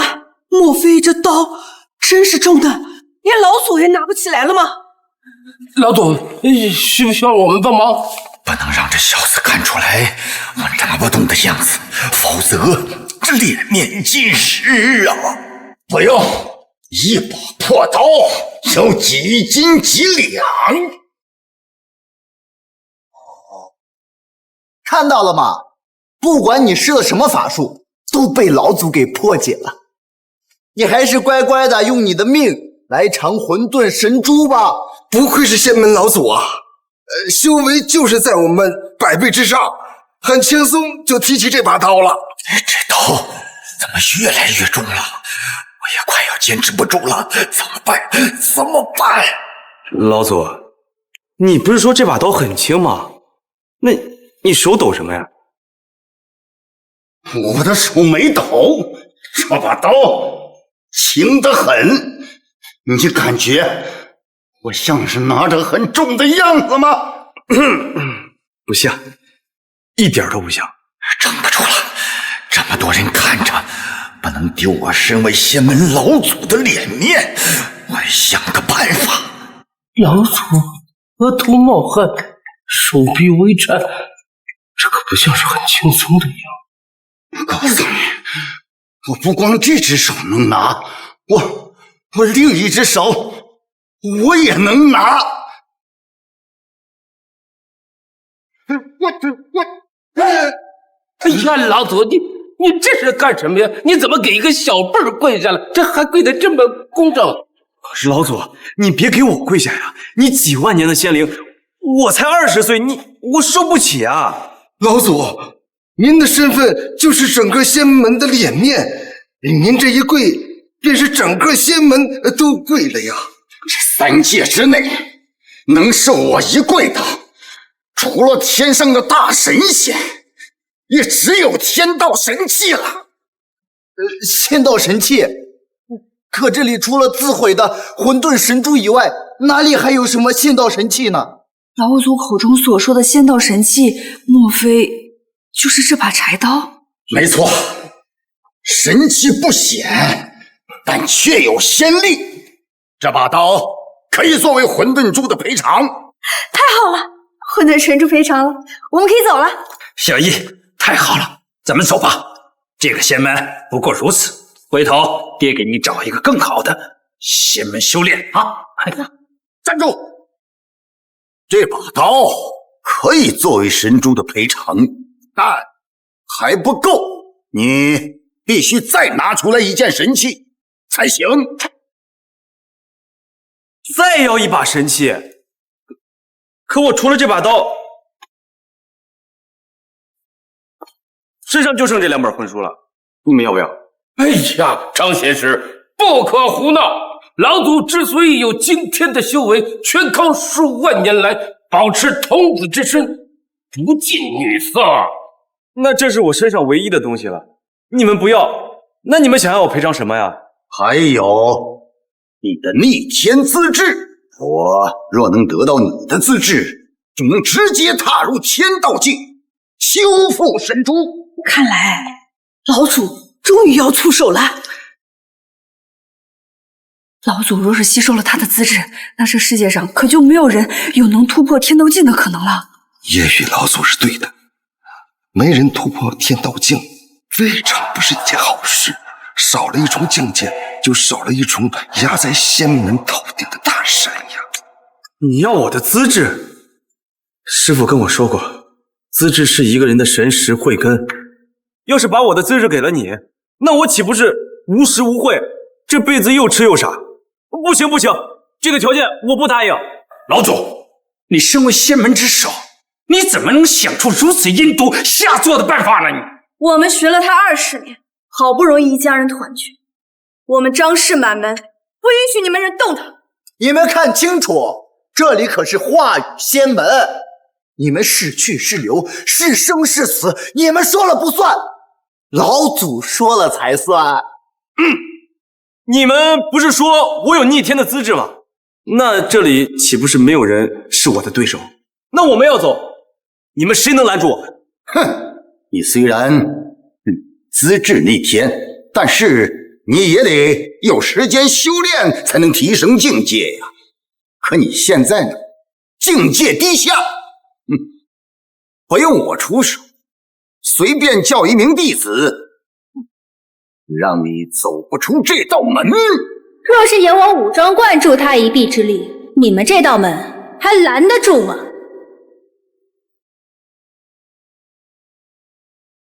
奉家师之命，张毅张仙师，我武装观保了。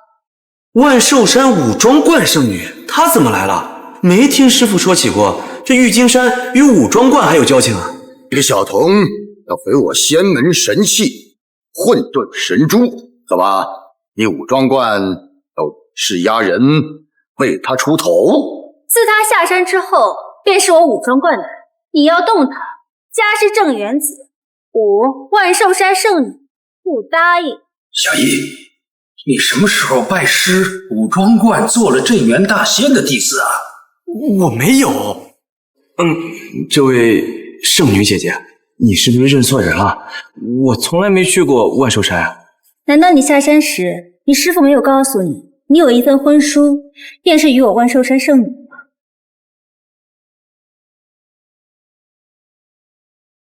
万寿山武装观圣女，哎，真的是你？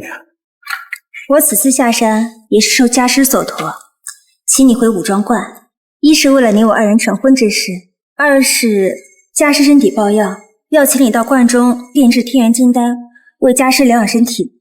坏！镇元子号称地仙之祖，武装观又远在化羽仙门之上，有武装观保着他，今天怕是难把这个小子给留下来了。垂涎万寿仙家腹地已久，且钉头七剑书暗咒镇元子，10天内必亡。如今已过4天，镇元子想必已经元气大伤，我已无需惧他。不行，他谁也带不走，他毁了我们的仙门圣器混沌神珠，留下他的资质赔偿才行。与家师镇元子相比，你不过是一个小小仙门之内的仙师而已，也敢忤逆家师的意思？镇元大仙要人，就让他亲自来。若镇元大仙亲临，那我自会放人。镇元大仙不能亲至，我落花洞洞主向你要人，可否？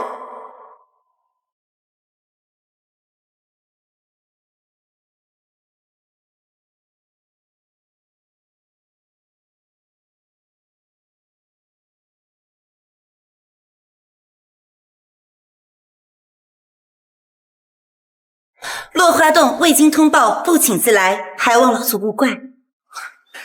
刚来了个武装观，现在又来了个落花洞，歪门邪道都来了。今天啊，化羽仙门可真是热闹。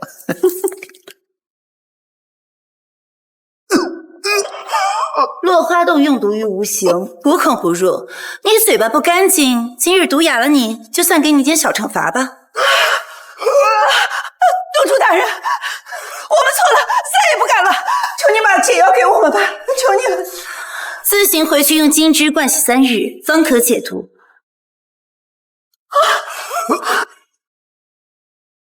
落花洞女怎么也来了？听口气好像也是为我而来的，难道师父给我的另一份婚书就是与她的？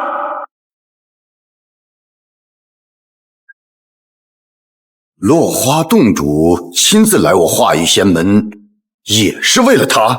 没错，20年前玉京山与我落花洞有婚书，待他入观之年便与我完婚。我今日来此仙门，便是来接我的未婚夫，与我回落花洞完婚。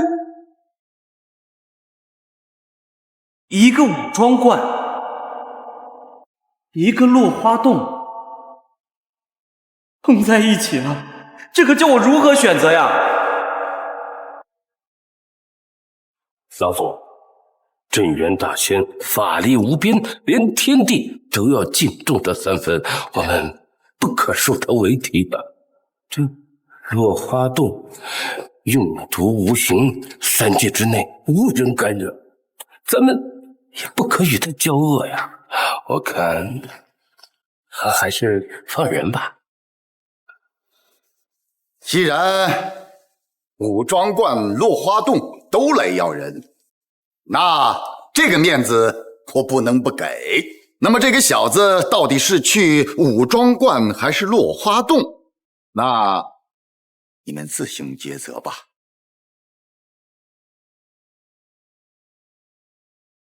武庄观圣女，他是我的未婚夫，你的手拉错人了。张仪他与我也有婚书，我跟他也有婚约，现在就叫未婚夫，未免太早了吧？武庄观啊，规矩繁多，处处约束。哎，哪里有落花洞来的自在呀？咱们在那儿啊，可以做一对快活夫妻。我想你会选落花洞的，对吗？武庄观也好，落花洞也好，只是恐怕今天这个事儿我还做不了主。不是他做不了主，是他不会娶你们的。他要娶的人是我。我什么时候说要娶你了？我现在已经够乱的了，你别给我添乱了，行不行？我曾经发过誓，3年内只要找到你，必嫁给你。怎么，你不愿意娶我？我没有不愿意，只是师父给我定下的这2招婚约，我还没想好怎么解决呢。哎呀，你就别婆婆妈妈的了，我是你爹，所以说这事儿我来做主。你把他们俩的婚约都退了，然后回去跟晴雪结婚。不行，我乃武庄观圣女，不因大事岂可如此草率？就算婚约作废，也要面过我家师镇元大仙商议再定。哼，我落花洞睚眦必报，你胆敢毁了我落花洞的婚约，我只能说，我得不到，宁可毁掉。我落花洞主，武庄观圣女，还有这个大小姐，你只能选一个。选我，选我，选我。此毒致命哦，你想好了，选他们还是选我？他可是我张家的独苗，他的婚事我做主，他只能娶晴雪。不行，家师身体不适，急等张仪炼丹疗伤，今天他必须跟我走。不行，我落花洞9族18寨已经齐聚，只为参加我们的婚礼。落花洞一枚不能丢，你必须跟我回去。我找了他20年，好不容易找到他，我不会让你们带走他，他必须跟我走。选我走！你们哎呀，你们别吵了。婚约之事暂且搁置。我既然找到家人，就应当祭拜先祖，认祖归宗。明日我就去武庄观。镇元大仙有伤，刻不容缓。至于婚约，等这2件事都完成以后，我会请师父下山。至于娶谁，我会请师父下山，一同定夺。同意。想以丹术借我钉头七剑书救下镇元子，妄想！前往武庄观的丹石药石都是我的人。至于这个自知逆天的小子，待我用钉头七剑书废了他，我看他如何救人。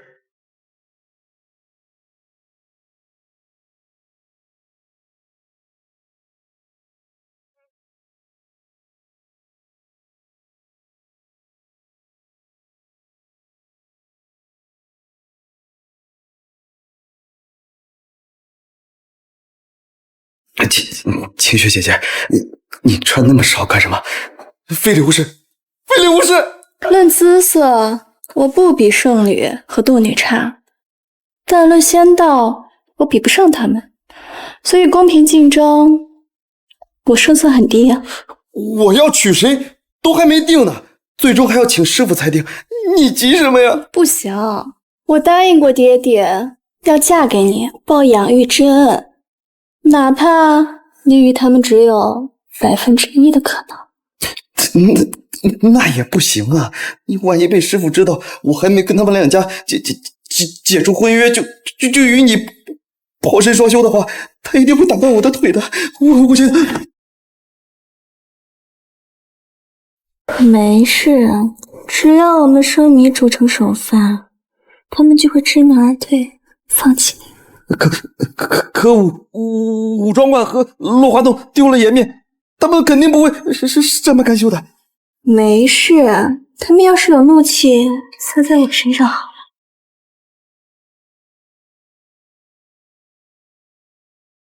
不行！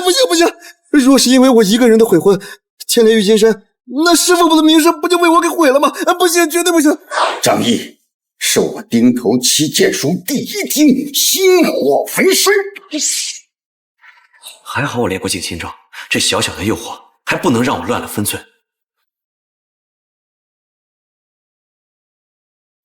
我的静心咒怎么不管用了？血气下行，五指冲胀，我的静心咒不管用了！我要控制不住了！血气下行，五指冲胀，我的静心咒不管用了！我要控制不住了！嘴上说着不要，身体倒很诚实。姐姐给你。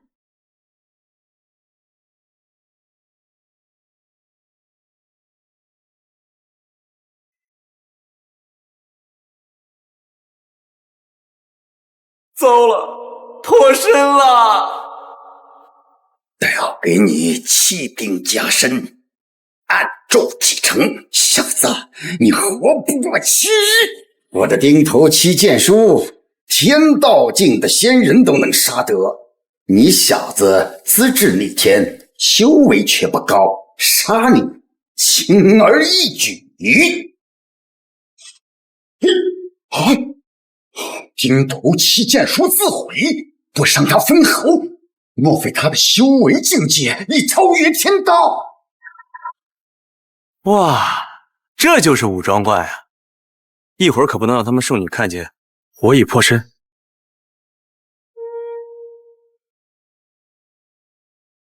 来人可是玉京山赵仙师之徒张毅小友。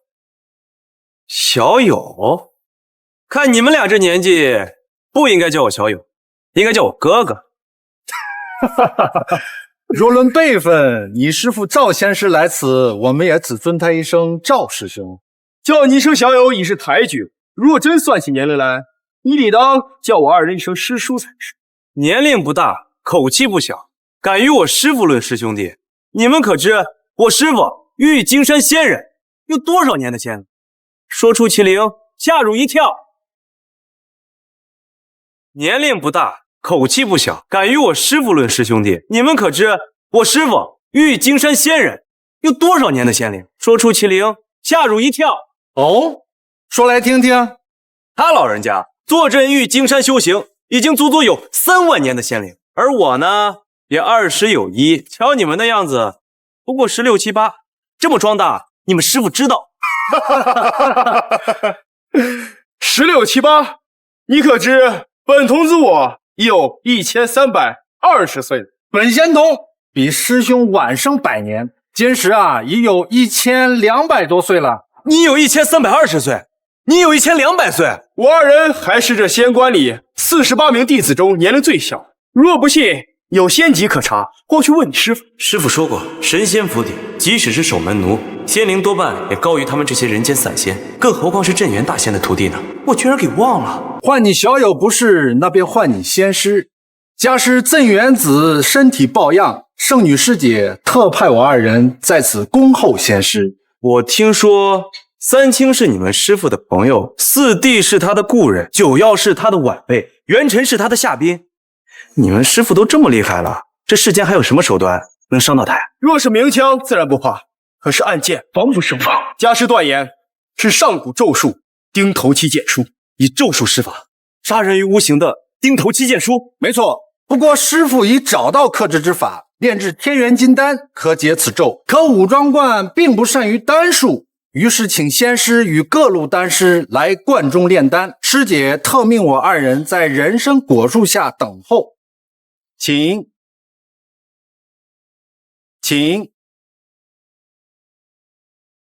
哇，这就是传说中的人参果呀！以前只听师傅提起过，说此果可医死扶伤，益寿延年，是媲美天庭蟠桃的神仙果子。没错，混沌初分，鸿蒙始判，天地未开之际，便产出了这颗灵根，在此地开花结果，唤作草还丹，又名人参果。这人参果树啊，3000年一开花，3000年一结果，再3000年才得以成熟，短头10000年方能吃得。人若有缘啊，得人参果闻一闻，能活360岁，吃一个呀，可活47000年。闻一闻能活360岁，吃一颗可活47000年，这不是神仙也胜过神仙啊！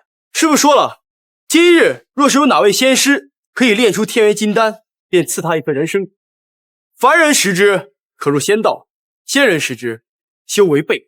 师傅上千年的修为停滞不前，我若是能带回一颗人参果给他尝尝鲜，他一定高兴死了。对了，圣女师姐说过，来人一定要是玉京山赵仙师之徒。我们只问了一句，他也只答了一句，没有任何东西可以证明他就是师姐口中那位有着天道境修为的张毅。师兄机智，看来咱们得试他一试，莫要认错了人呐。二位仙童，给镇元大仙炼制天元金丹要紧，还是赶紧把你们家圣女请出来，咱们炼制金丹。圣女师姐去见其他丹师了，稍后便到。对了，师父和圣女师姐都说玉京山赵仙师之徒张毅修仙奇才，修为已达天道境，不如你展示来看，让我二人开开眼。在化羽仙门神珠失灵测出天道以上的资质，就已经解释不清了。他们又要我展示天道修为，我根本就没有，怎么给他们展示啊？张仙师，为何还不展示？是这地方太小，施展不开，还是说你这天道境的修为都是吹嘘？仙童说对了，我被师父赶下山的时候，连炼气期都没有突破呢，怎么可能会有天道境的修为呢？什么？搞错了！你不是圣女师姐让我们找的张仙师啊！哼，好一个装模作样的骗子，将我二人骗入这人参果园，定是想偷仙家异宝。师兄，将此人赶出庄观！敢在万寿山武庄观行骗，看我不把你打得皮开肉绽，再扔出去！哎，二位仙童，你们误会了，你们听我把话说完呀！小骗子，你还想再说什么？玉京山赵玄一是我师父，我也是你们口中所说的张毅，但是我有天道境的修为，这是谣传。什么？谣传？这明明是玉京山赵仙师亲自传信告诉我师父他老人家。不可能，绝对不可能，一定是镇元大仙看错了。我要是有天道境的修为，怎么可能被师父赶下山呢？师父常说，做人谦虚，修为越高之人越不轻易展露本事。你是说，他若真是师父所说的张毅，便是在隐藏实力，不想向我人展示？不如用师父的法宝捆仙绳试他一试，是不是天道境？不如用师父的法宝捆仙绳试他一试，是不是天道境？捆仙绳困不住天道境大神，若他能够轻松走脱，就说明他是有天道境的修为。二位仙童，若是你们还不相信，自可派人去玉京山请我师父，他会为我作证的。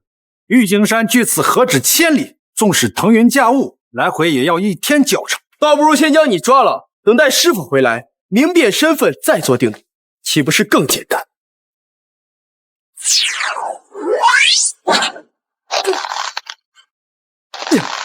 我可是镇元大仙请回来的客人，你们不能这么对我。你若真是师父请的张仙师，我二人自当认放，给你赔礼道歉。可你若是骗子，我二人绑了你，便是护园之功，师父定会奖赏我二人。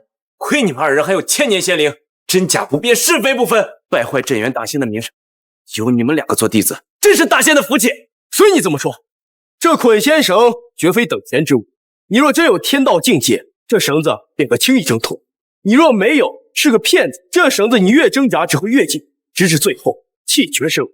你若现在就能挣脱捆仙绳，我们就信你。我说过很多遍了，我没有天道境的修为，你们让我怎么挣？这绳子怎么突然松了？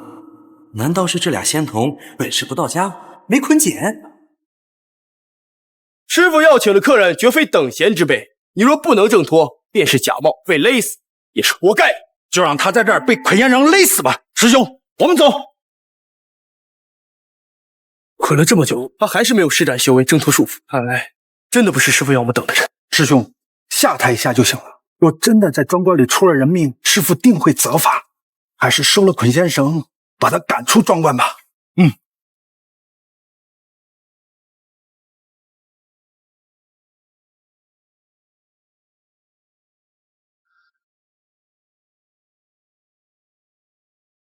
我的捆仙绳！二位仙头，如果我说我都没用力，这捆仙绳它自己就断掉了，相信吗？你撒谎！这捆仙绳乃仙家法器，坚固无比。若没有天道境修为，怎么可能将它挣断呀？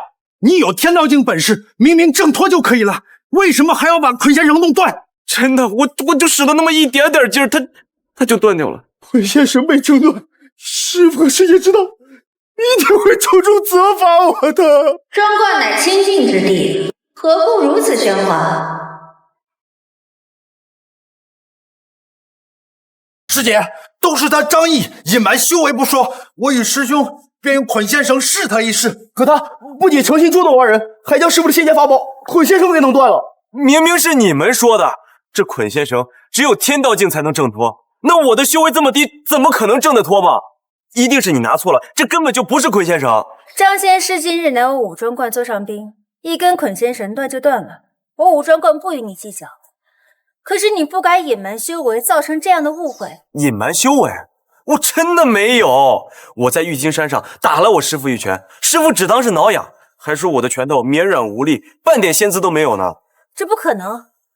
赵仙师千里传信，说你如今已经修至天道境界，丹术仙术无所不能，否则我也不会亲自下山将你请来。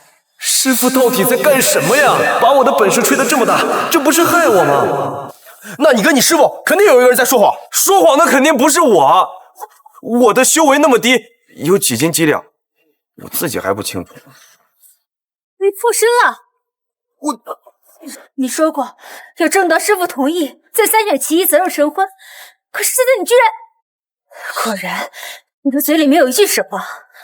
说谎的人找到了，不是赵仙师，而是你。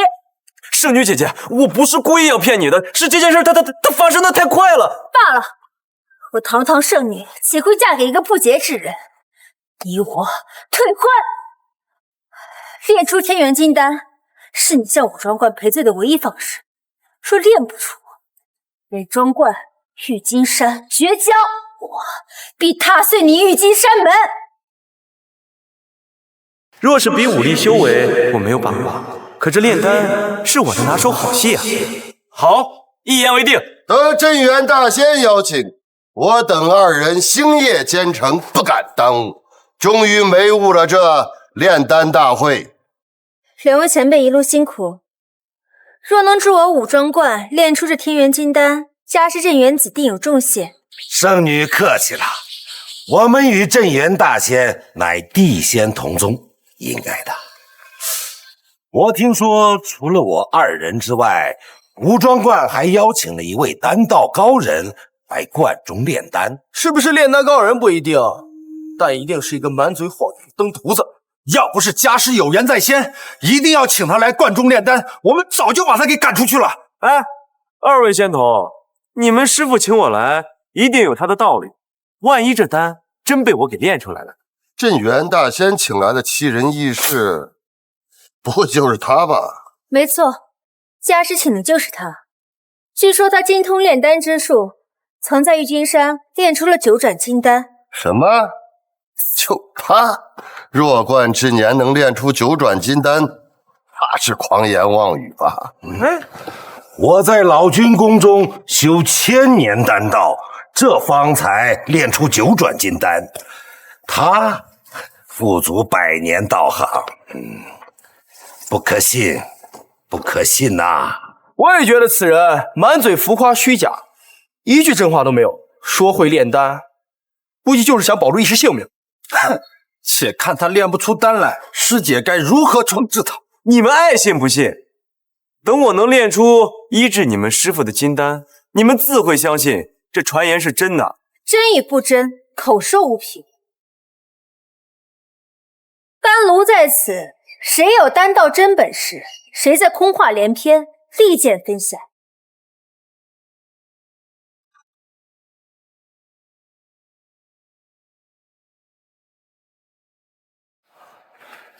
这炉中有3颗5成炼化的仙丹，这就是让我们炼的天元金丹吧？没错，天元金丹家师已炼5成，未炼化的5成，3成为丹药之引，2成为丹药之心。家师说过，这人参果树上的人参果就是这炼丹的丹药之引，而各位丹师的炼丹秘方就是丹药之心。这人参果就在树上，需要几位施展各自本领才能摘得。我记得这人参果乃是地仙灵物，与5行相位，遇金而落，遇木而枯，遇水而化，遇火而焦，遇土而入。想摘这人参果，得用金鸡子。人参果是遇金而落，可这触碰过金气的果子，仙气有失，做不得丹药之引，须得徒手摘得。这不用金器徒手摘果，这可是闻所未闻啊！家师说过，修仙之人修为境界达到一定高度，便可玉气为金，手掌玉气胜过金气，以手敲击人参果也可摘得。玉气为金，师傅说过，这是大罗圣境的修为才能做到。我这双手还差得远呢。好，我先来。我修道3500年，这双手可开山劈石，丝毫不逊金器，定能敲下这人参果来。好，也让那些满嘴空话的小子看看，炼丹靠的是大修为真本事，不是几句口说无凭的空话。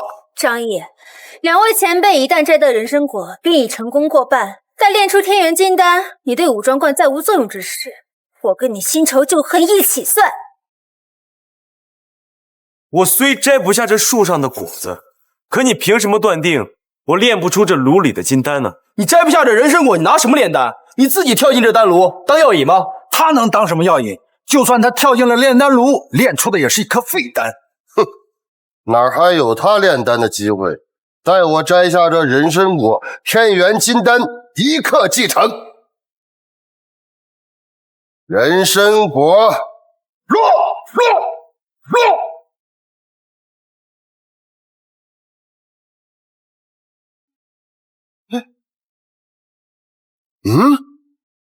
奇怪，按道理说，以昆仑丹师的修为，玉气为金不成问题，怎么打不落这人参果呢？道兄，这人参果树乃天地灵根生成所化，你不用尽全力，恐怕是打不下来呀。嘿，给我落！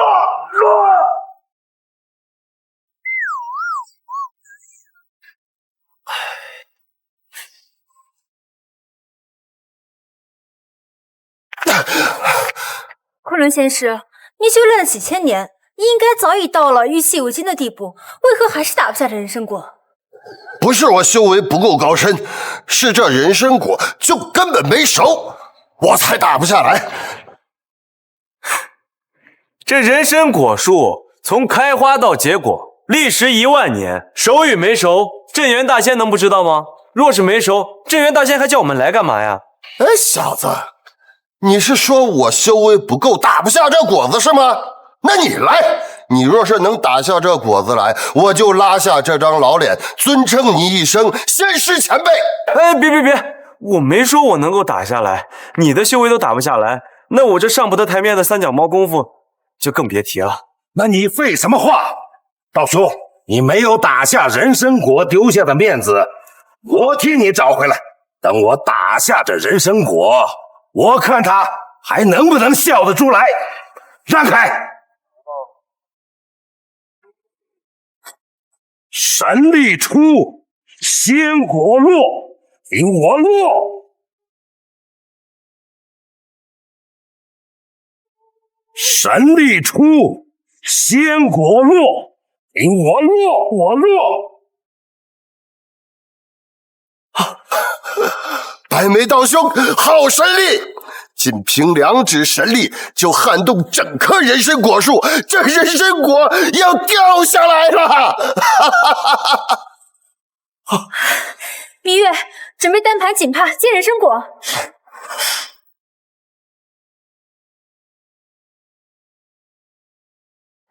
白眉真人，我看这人参果也没有要掉的意思，要不你再出2只？好，我就再出2指，这人参果必落，结好了。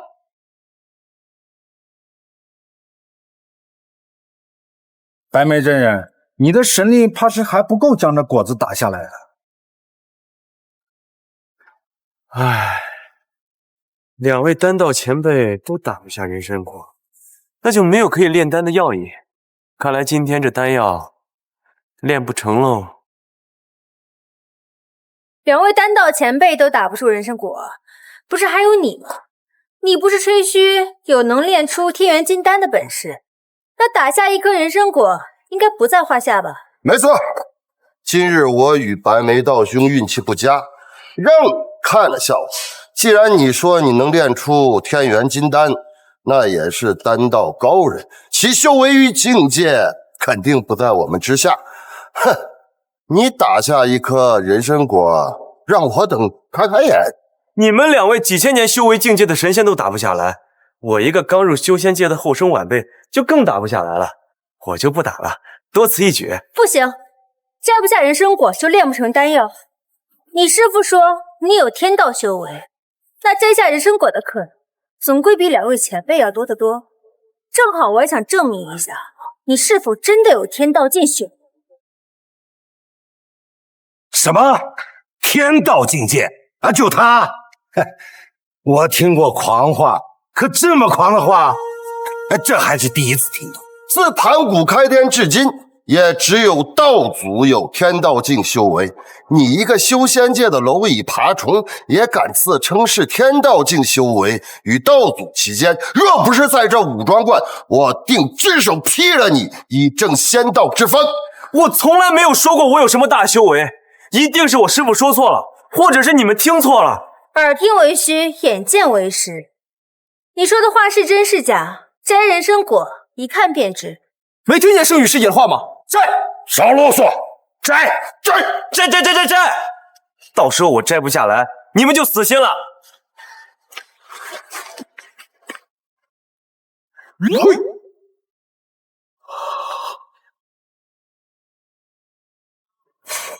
我就说了，我这么点修为根本做不到玉器为金，这下你们死心了吧？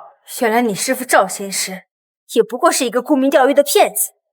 现在看来，与你退婚未尝不是一件好事。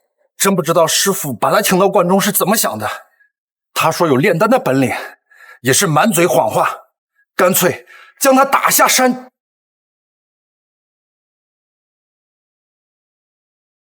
哦，这，快看，人参果，他把人参果打下来了。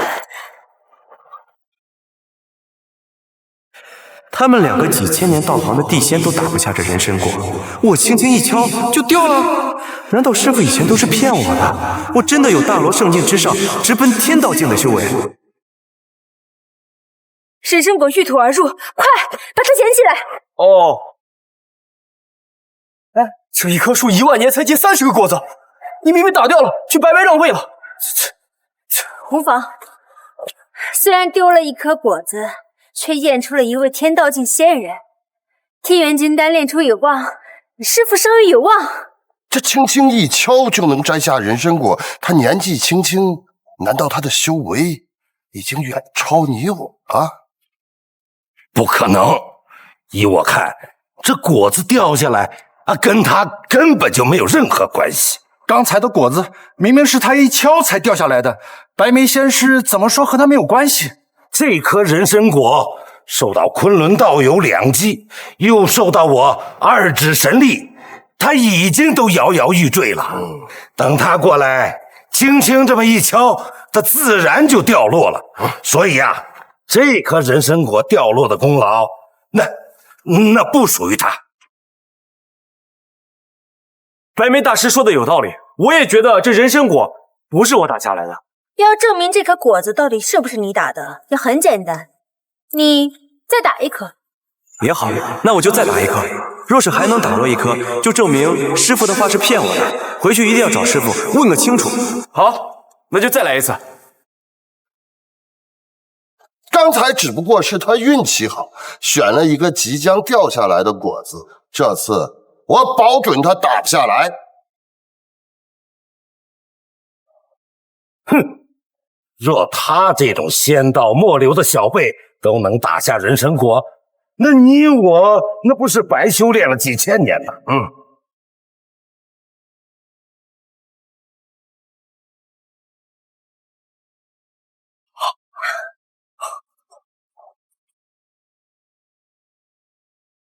神珠自毁，化10品金莲，虽不可信，可敲下人参果是实实在在的呀。不敢说我一定有天道修为，可一定不是师傅说的那样，修为莫道。这次回山一定要好好问问师傅。两位前辈，你们这几千年是不是白活我不知道，可这人参果我可是敲下来了。圣女说你有天道境升为，我本还不信，现在看来眼见为实啊！小仙拜见天道大神。道叔，等一下，不能仅凭他打下一颗人参果就断定他是天道境大神。道兄，怎么说？人参果遇金而落，拿一件金器就能打落，难道这金器也有天道境修为？前辈，你这话什么意思？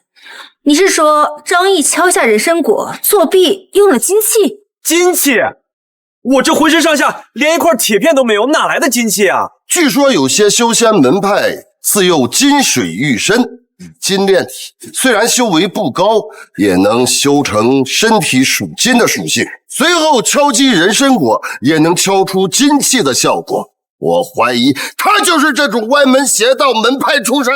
若真是如此，那你这种虚假的天道境大神，我不认啊！金水玉身，以金炼体，随你们怎么说吧，反正我又不是来比修为的。为镇元大仙炼完金丹，我就下山了。人参果已经有了，咱们开始炼丹吧。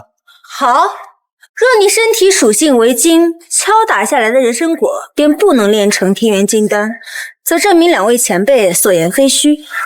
若我能炼成呢？如果你能炼成，则证明你的确是天道境大神，我便不再追究你的悔婚之事，还可嫁你。你若真是天道境大神，我二位愿自降身份，供奉你为上仙。好。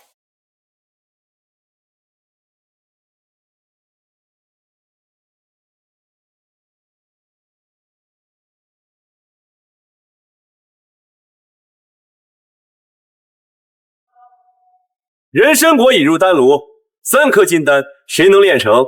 二位前辈，你们先请吧。虽说我二人未能打下人参果，但若论炼丹，我二人可是得兜率宫老君的认可，为丹道大成之人。你是比不过的。这天元金丹由我亲自炼制，必能大成。你没机会了。我若是你，早就找个机会灰溜溜下山去了。留在这里，最后只能承受仙门之怒。两位仙人，如果我没有记错的话，刚刚我敲下人参果之前，你们好像也是这么说的。结果呢？好，那我就让你输得心服口服。人参果丹药之饮已有，以我师门珍藏万年龙胆石为丹药之心，此丹可成。是万年龙胆石，据说其价值与人参果无异，舔一舔能活36000岁，尝一颗可直上33重天。这3界之中只有9颗，用它做丹药之心，这金丹炼成大有希望呀！这么稀罕的物件，若是撒向人间，可免100年一击，救万民性命。用来炼丹，太糟蹋了。目光短浅，不知所谓。万民性命能与镇元大仙的安危相提并论吗？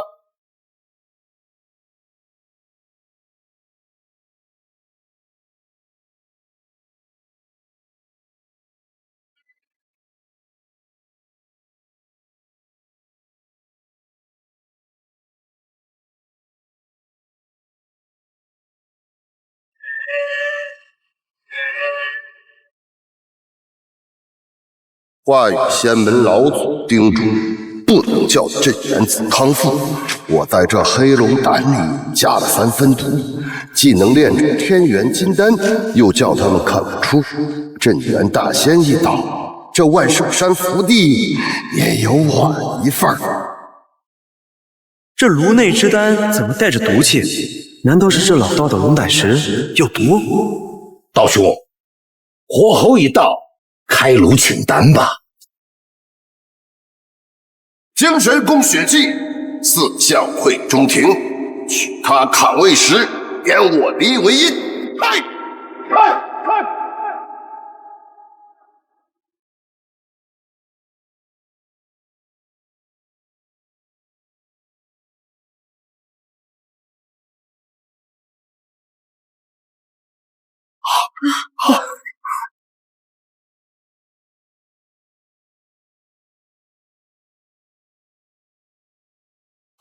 金丹出炉，神光漫天，天元金丹要成了！打下一颗人参果，你确实小有本事，可这小本事能与炼成神丹相提并论吗？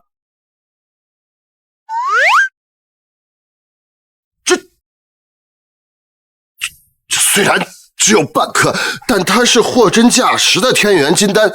烦请圣女和2位仙童呈送镇元大仙。不行，这金丹残缺不全，隐隐还有毒气散发，算不得天元金丹，绝对不能拿给镇元大仙。有毒？胡说八道！这金丹虽然只有半颗，但是以人参果为引，龙胆石为心，是货真价实的神丹。啊，他阻止送给镇元大仙，没安什么好心。既然你说你炼制的金丹没毒，那你当着圣女和2位仙童的面把它给吃了，自证清白。这金丹弥足珍贵，配以人参果、龙胆石等无数神药，只有镇元大仙才配享用。我吃了它，岂不是对镇元大仙的不敬？你是不能吃，还是心里有鬼，不敢吃呀？昆仑道兄乃是昆仑仙人，高风亮节，况且对镇元大仙那是礼敬有加，岂会做出如此下三滥的事情？你说这种话是在挑拨昆仑仙门与武装观的关系吗？这金丹有没有毒，镇元大仙吃与不吃，你们我说了都不算。圣女在此，慧眼如炬，自有裁定。师姐，师父贵体不容有失啊，不如将这3颗金丹全部炼出，再选出1颗最上乘的呈送师父。好，就依明月，待3颗金丹全部炼出，呈送师父面前，哪个吃得，哪个吃不得，谁真心真意，谁虚情假意，师父自会甄选，善恶立见分晓。小子，你坏我昆仑仙门与武装观的仙缘，这个仇我记下了，绝不罢休。你一个人的事儿，不要牵扯到整个昆仑仙门。我相信昆仑仙门也不会加害镇元大仙，你嘛，可就不一定了。哼，清者自清，等你炼不出这颅内金丹时，看你如何狡辩。道兄勿急，与这小童争论自降身份，待我炼出天元金丹，一同面见镇元大仙，悉数列举这小子无尽仙道、无尽大仙之罪，看大仙如何收拾。就一道兄，不知我哪一步出了破绽，就被他看出这丹有毒，能不能完成化羽仙门老祖的嘱托，就靠道兄你了。放心，天元金丹不是凡物，他一定炼化不出。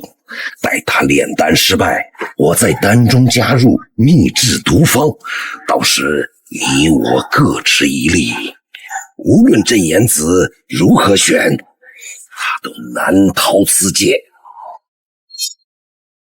无论镇元子如何选，他都难逃此劫。白眉真人，你曾豪言3界之内没有你炼不出的丹药，看来这天元金丹还是要仰仗您了，请吧。圣女放心，若炼不出这天元金丹，我愿自废修为，从此不入仙道。白眉真人，你曾在老君门下听讲丹道，此次炼丹的炼丹之心也是不俗之物吧？没错，我带的至宝比昆仑道兄的龙胆石可称为有过之而无不及。此乃上古凤血，堪称神药，可医死人肉白骨，三界少有。薄凤饮血，100年才饮10滴，1万年才攒这么一小瓶儿，稀罕物啊！拿来炼丹，糟蹋。你住口！镇元大仙乃地仙之祖，这等稀罕物也只有大仙才有资格享用。这凤血不洁，暗含毒物，莫非这2个老道士串通一气，不是来为镇元大仙炼丹，而是来害他的？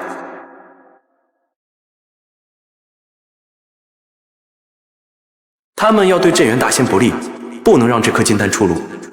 可是怎么办呢？我这炉中金丹已成，只需静待片刻，金丹融合，自会显现。有了，就这么办。我看未必，这凤血属阴，冷寒之物；金丹属阳，炙热之物。二者融合，冷热交替，估计你这丹出炉啊，也是一个半成。胡说八道！我数次炼丹用到凤血丹品，都是一蹴而就，岂会出现半成品？那你用凤血炼的丹是天元金丹吗？你也说过，这天元金丹世间罕有，仙界也不过寥寥几个。老君炼丹尚且成功小半，失败大半，你怎么这么有自信？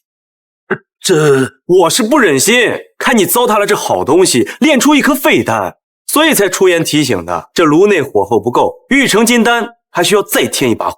道兄，我觉得这小子不可信，他这么说就是想让你的金丹变成一颗废丹。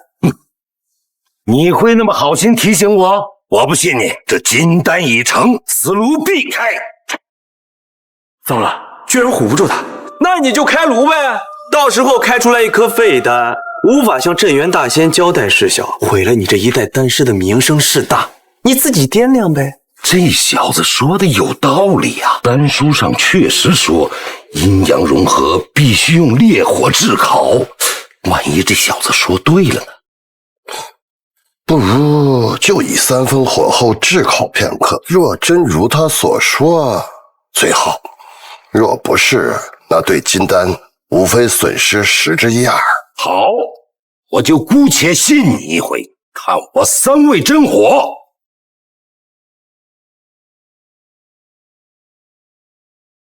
好啊好啊，被你这3味真火一烤，你的金丹要变成黑炭了。4侯合丹壁，真主坐黄庭，万神来拥护，固收紫禁城。开！啊！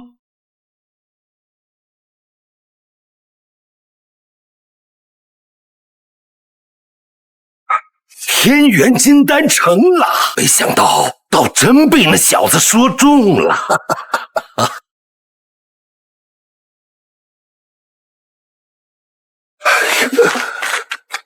道兄，你这金丹色泽怎么格外与众不同啊？这只能算作半颗金丹，与昆仑前辈所炼金丹可谓半斤8两。是你，都是你，是你误导我，以火炙烤，这才把它烤成半个焦炭呢。饭可以乱吃，话可不能乱说。我是好心提醒你火候不够，谁知道你用3昧真火烤焦了金丹，你怎么能怪我呢？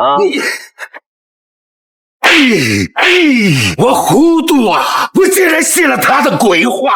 这丹炉中还有最后一颗半成金丹，是炼成金丹的最后希望。你们3个谁来？我来，我来。哎呀，来，你们来什么来啊？这龙胆石凤血都用完了，你们拿什么做担心呀？那这么说，炼成天元金丹的最后希望是在你身上了？不敢说一定有把握，但是绝对不会是一件半成品。要不是你，我岂会炼出这半颗丹药？今天我要替天行道，替了你！武装观神仙福地，谁敢再次动手？道兄，何必如此激怒？这没有千年丹道底蕴，绝对炼不出天元金丹。他一个毛头小子，肯定没这个本事，就让他练呗。好，就让他多活一时半刻。他炼不出金丹，圣女也饶不了他。最后，这镇元大仙还得从你我2颗金丹中选一颗，你我的目的仍能达成。好，就让你练。我们倒要看看你炼出的金丹能比这丹炉里的残渣金贵多少。虽说不一定能炼出一颗至精至纯的天元金丹，但一定不比你的差。好，此话我便当作军令状。如若你炼不出一颗与众不同的金丹，休怪我翻脸。圣女，放心吧，炼丹我可从来没出过错。不过我在山上炼丹用的都是大铁锅，这么精致的丹炉我还是第一次见。你们这儿有没有大铁锅呀？你们这儿有没有大铁锅呀？真是天大的笑话！你要用大铁锅炼这无上至宝天元金丹？对呀，忘了告诉你们了，我在玉京山上炼出的九转金丹用的就是大铁锅。狂妄之极，不知所谓。九转金丹何其珍贵，岂是用铁锅这等下等物件炼就的？二位先生说的不错，我可从来没有听说过有人能把金丹用铁锅炼成。你当我武装观是什么地方？若是传出你用铁锅给我师父炼丹，岂不成了整个仙界的笑柄？张毅，你说你用铁锅炼丹，到底是你的玩笑之法，还是修习过3界之外炼丹之法的奇方秘术？没有，我在玉京山上跟着师父修行20年，这些丹药之术都是我从丹书上自学而来的。不可能，这炼丹之术何其深奥，岂会有人无师自通？自盘古开天至今，就没有出现此等能人。既然不是奇方秘法，那便是投机取巧之物。我武装观不允，就要用这丹炉来炼。不给就不给呗，这丹炉看着比铁锅精致多了，我能用铁锅炼出来，还怕用这丹炉炼不出来吗？师姐，师父伤势紧迫，难道真的要把炼制天元金丹的希望放在他身上吗？他的身上仿佛有一层迷雾，他的底细看不清也摸不透，不可不信，但也不可全信。他让能炼出金丹来最好，若炼不出，这不是还有2位丹师前辈吗？未尝不可从头再来。放心吧，这丹书上的内容啊，我早就背得滚瓜烂熟了，这金丹一定能炼出来。至于这2位丹道前辈嘛，2位远道而来，不如呀，趁这天色未晚，尽早回家吧。你不知尊卑，狂妄无度，专业的事情要专业的人来做。如果让你这个只懂一知半解、只会出字乱造的人都能做出这金丹，那岂不是对我等这修炼了1000年仙道丹道人的侮辱吗？丹道仙道何止一道，放着好好的正道不选，偏要选的歪门邪道，怪不得你们炼不出天元金丹。我今天只炼了半颗金丹，带我回仙门，再取回凤血，明日再来，定能炼整颗仙丹。道兄，何必他争论自将身份？等他炼出一颗废丹，看他还有何面目站在这儿。你少费口水，炼就金丹需要金丹之心，仙家至宝。你的仙家至宝是什么呀？对了，自从你进了武装观之后，从没见你身上带什么东西。你不会没有带你师门仙家的宝贝吧？听说玉京山之地贫寒，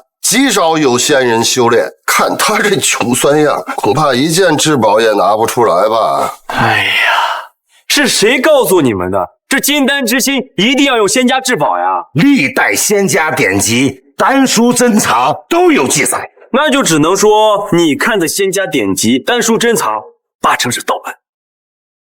我在山上翻遍典籍，大道至简，仅需1滴无根之水，便可作为金丹之心炼成天元金丹。无根水那只不过是炼丹之后洗刷丹炉的废料，你居然用来炼丹，简直是胡闹嘛！哎，你懂不懂炼丹呐？用刷锅的无根水做丹心，那你炼的是什么？废品中的极品吗？我早就看出来，他根本就不懂炼丹。哼，这样下去只不过是在消磨时间罢了。项羽，立刻将他赶出武装观吧，免得他练出什么垃圾来，脏了在场诸位的眼。我了解到的炼丹之术就是如此，你们若是不相信，那咱们赌一把。好，赌就赌。我宫中缺一守门奴，你若练不出金丹来，就随我走到我宫中当一个守门奴吧。我倒是什么都不缺，不如这样，在守门奴的基础上再加上10000年的期限。要论修为，我不确定自己的修为在何等境界，不敢轻易下赌。可要比炼丹，你们可要输惨了。喂，想啥呢？到底赌还是不赌呀？当然敢赌啊！不过我要是赢了，你们拿什么输给我呢？哼，我这几千年来存有空洞印、昆仑镜、女娲石3件圣神器。我们若是输了，这3件法宝尽数归你。不过是3块年代久远的石头，被捧到高位，太俗了，不要。我曾在老君门下修行丹道，老君曾送我3座炼丹行宫。如果我们输了，这3座行宫悉数归你。良田千顷，不过1日3餐；广厦万间，不过卧榻3尺。我要那么多房子干什么？不要！你这也不要，那也不要，那你想要什么呀？我若是赢了，我要你们发一个誓，回答我3个问题，要如实回答。如若不实，天雷劈。2位丹道前辈不敢应答，莫非是有什么不能让我们知道的秘密？我就不信了，你靠着一知半解、胡搞乱造，就能炼出至纯的天元金丹。好，我答应了。好，君子一言，驷马难追。咱们便以50为限，若炼不出天元金丹，就算我输。还有半个时辰，你呀，输定。我只需1滴无根之水，金丹即成，用不了半个时辰。3日前，羽神刚在万寿山行云布雨，之后时万寿山晴空万里。你若想要找无根之水，恐怕要到那数百里之外了。啊，这怎么办呀？圣女姐姐，你面子大，要不你跟雨神说说，让他降下几滴雨来，不用施云布雨，简单打个喷嚏就行，我就要几滴。不行不行，你若是请圣女帮忙助你炼丹，那就算是金丹炼成了，那也不是你一个人的功劳。刚才的赌约也算你输。没有丹心就炼不成金丹，小子，你输定了，乖乖做我的守门奴吧。炼就天元金丹的第一步你都无法实现，你还拿什么跟我们比呀？你呀，认输吧。现在就定输赢，太早了吧？还有半个时辰呢，说不定雨神正往万寿山这边走呢。你当雨神是你们玉京山的残老废少啊！召之即来，挥之即去，你不配。既然你想要无根之水，为何不自己向天借雨？万一你的面子在雨神面前也管用呢？也是啊，顺便再验证一下我的修为境界。若真是天道境，天上的雨神也不敢不从。若是境界不够，雨神不肯赏脸，就要另寻他法了。哼，雨神乃天地清风的正神，要想要其给面，在这关中，恐怕就只有师傅与师子。别说是你，就算是你师傅赵仙师来了，向雨神求雨，十有八九也是无功而返。用无根之水炼化金丹，又不是唯一法门。若是真求不来一滴雨，我还有别的炼制之法。胡说八道！这天元金丹乃无上神丹，就连整个天宫也没有几颗。若真有那么多炼就之法，天宫会不知道吗？老君会不知道吗？我会不知道吗？我看出来了，你根本就不懂炼丹，就是在这儿胡搅蛮缠。等我把你带回昆仑仙山，我要把你拴在门口，无人观赏，以罚你今日戏弄之罪。你们赢不了，也带不走我，因为这个炼丹之法真的是天公不知道，老君不知道，你更不知道，这是我自己悟出来的炼丹之法。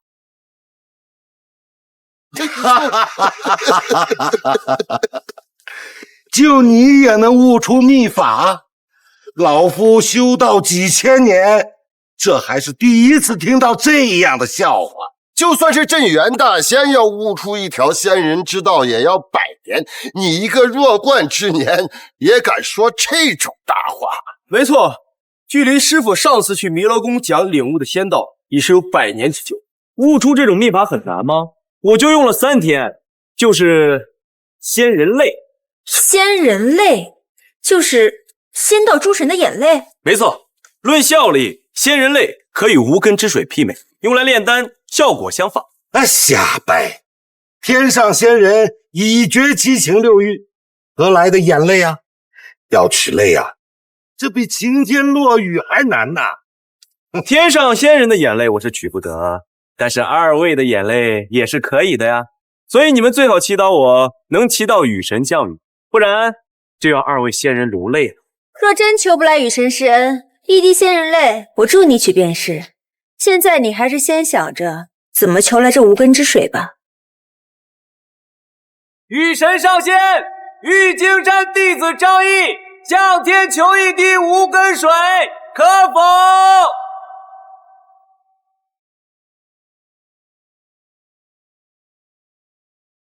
风干气燥，晴空万里，这天空看起来半点下雨意思都没有。看来这雨神不赏你面子呀。雨神上仙，玉京山弟子张毅向天借一滴无根水，可否？雨神上仙，玉京山弟子张毅向天借一滴无根水，可否？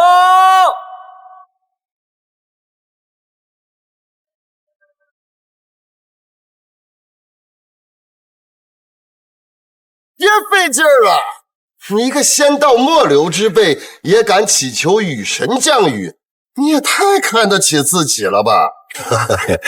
别说是行云布雨了，就算是你奢求打个喷嚏，那雨神都不会给你。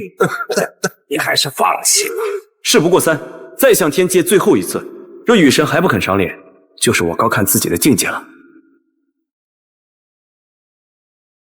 雨神上仙，玉京山弟子张毅向天借一滴无根水，可否？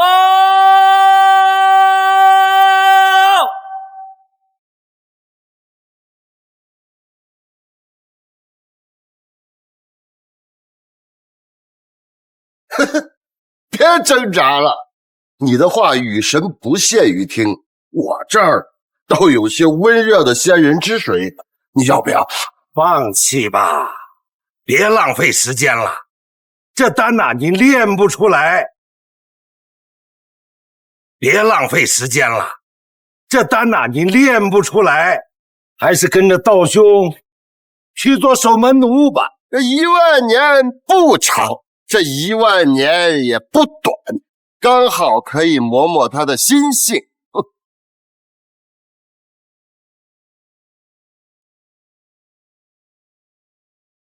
湿乎乎的，这不是真要下雨了吧？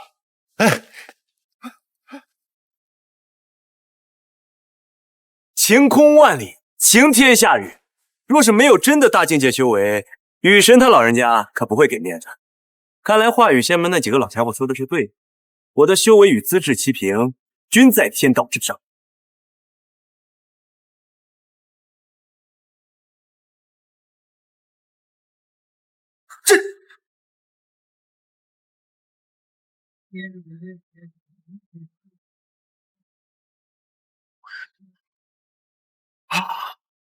这天元金丹真的被他用无根水炼出来了。愿赌服输，你们说的。如实回答我3个问题。第一，以钉头七剑书暗算镇元大仙的人是谁？第二，是谁让你们在这丹中下毒的？第三，这2件事的幕后主使是不是同一人？说。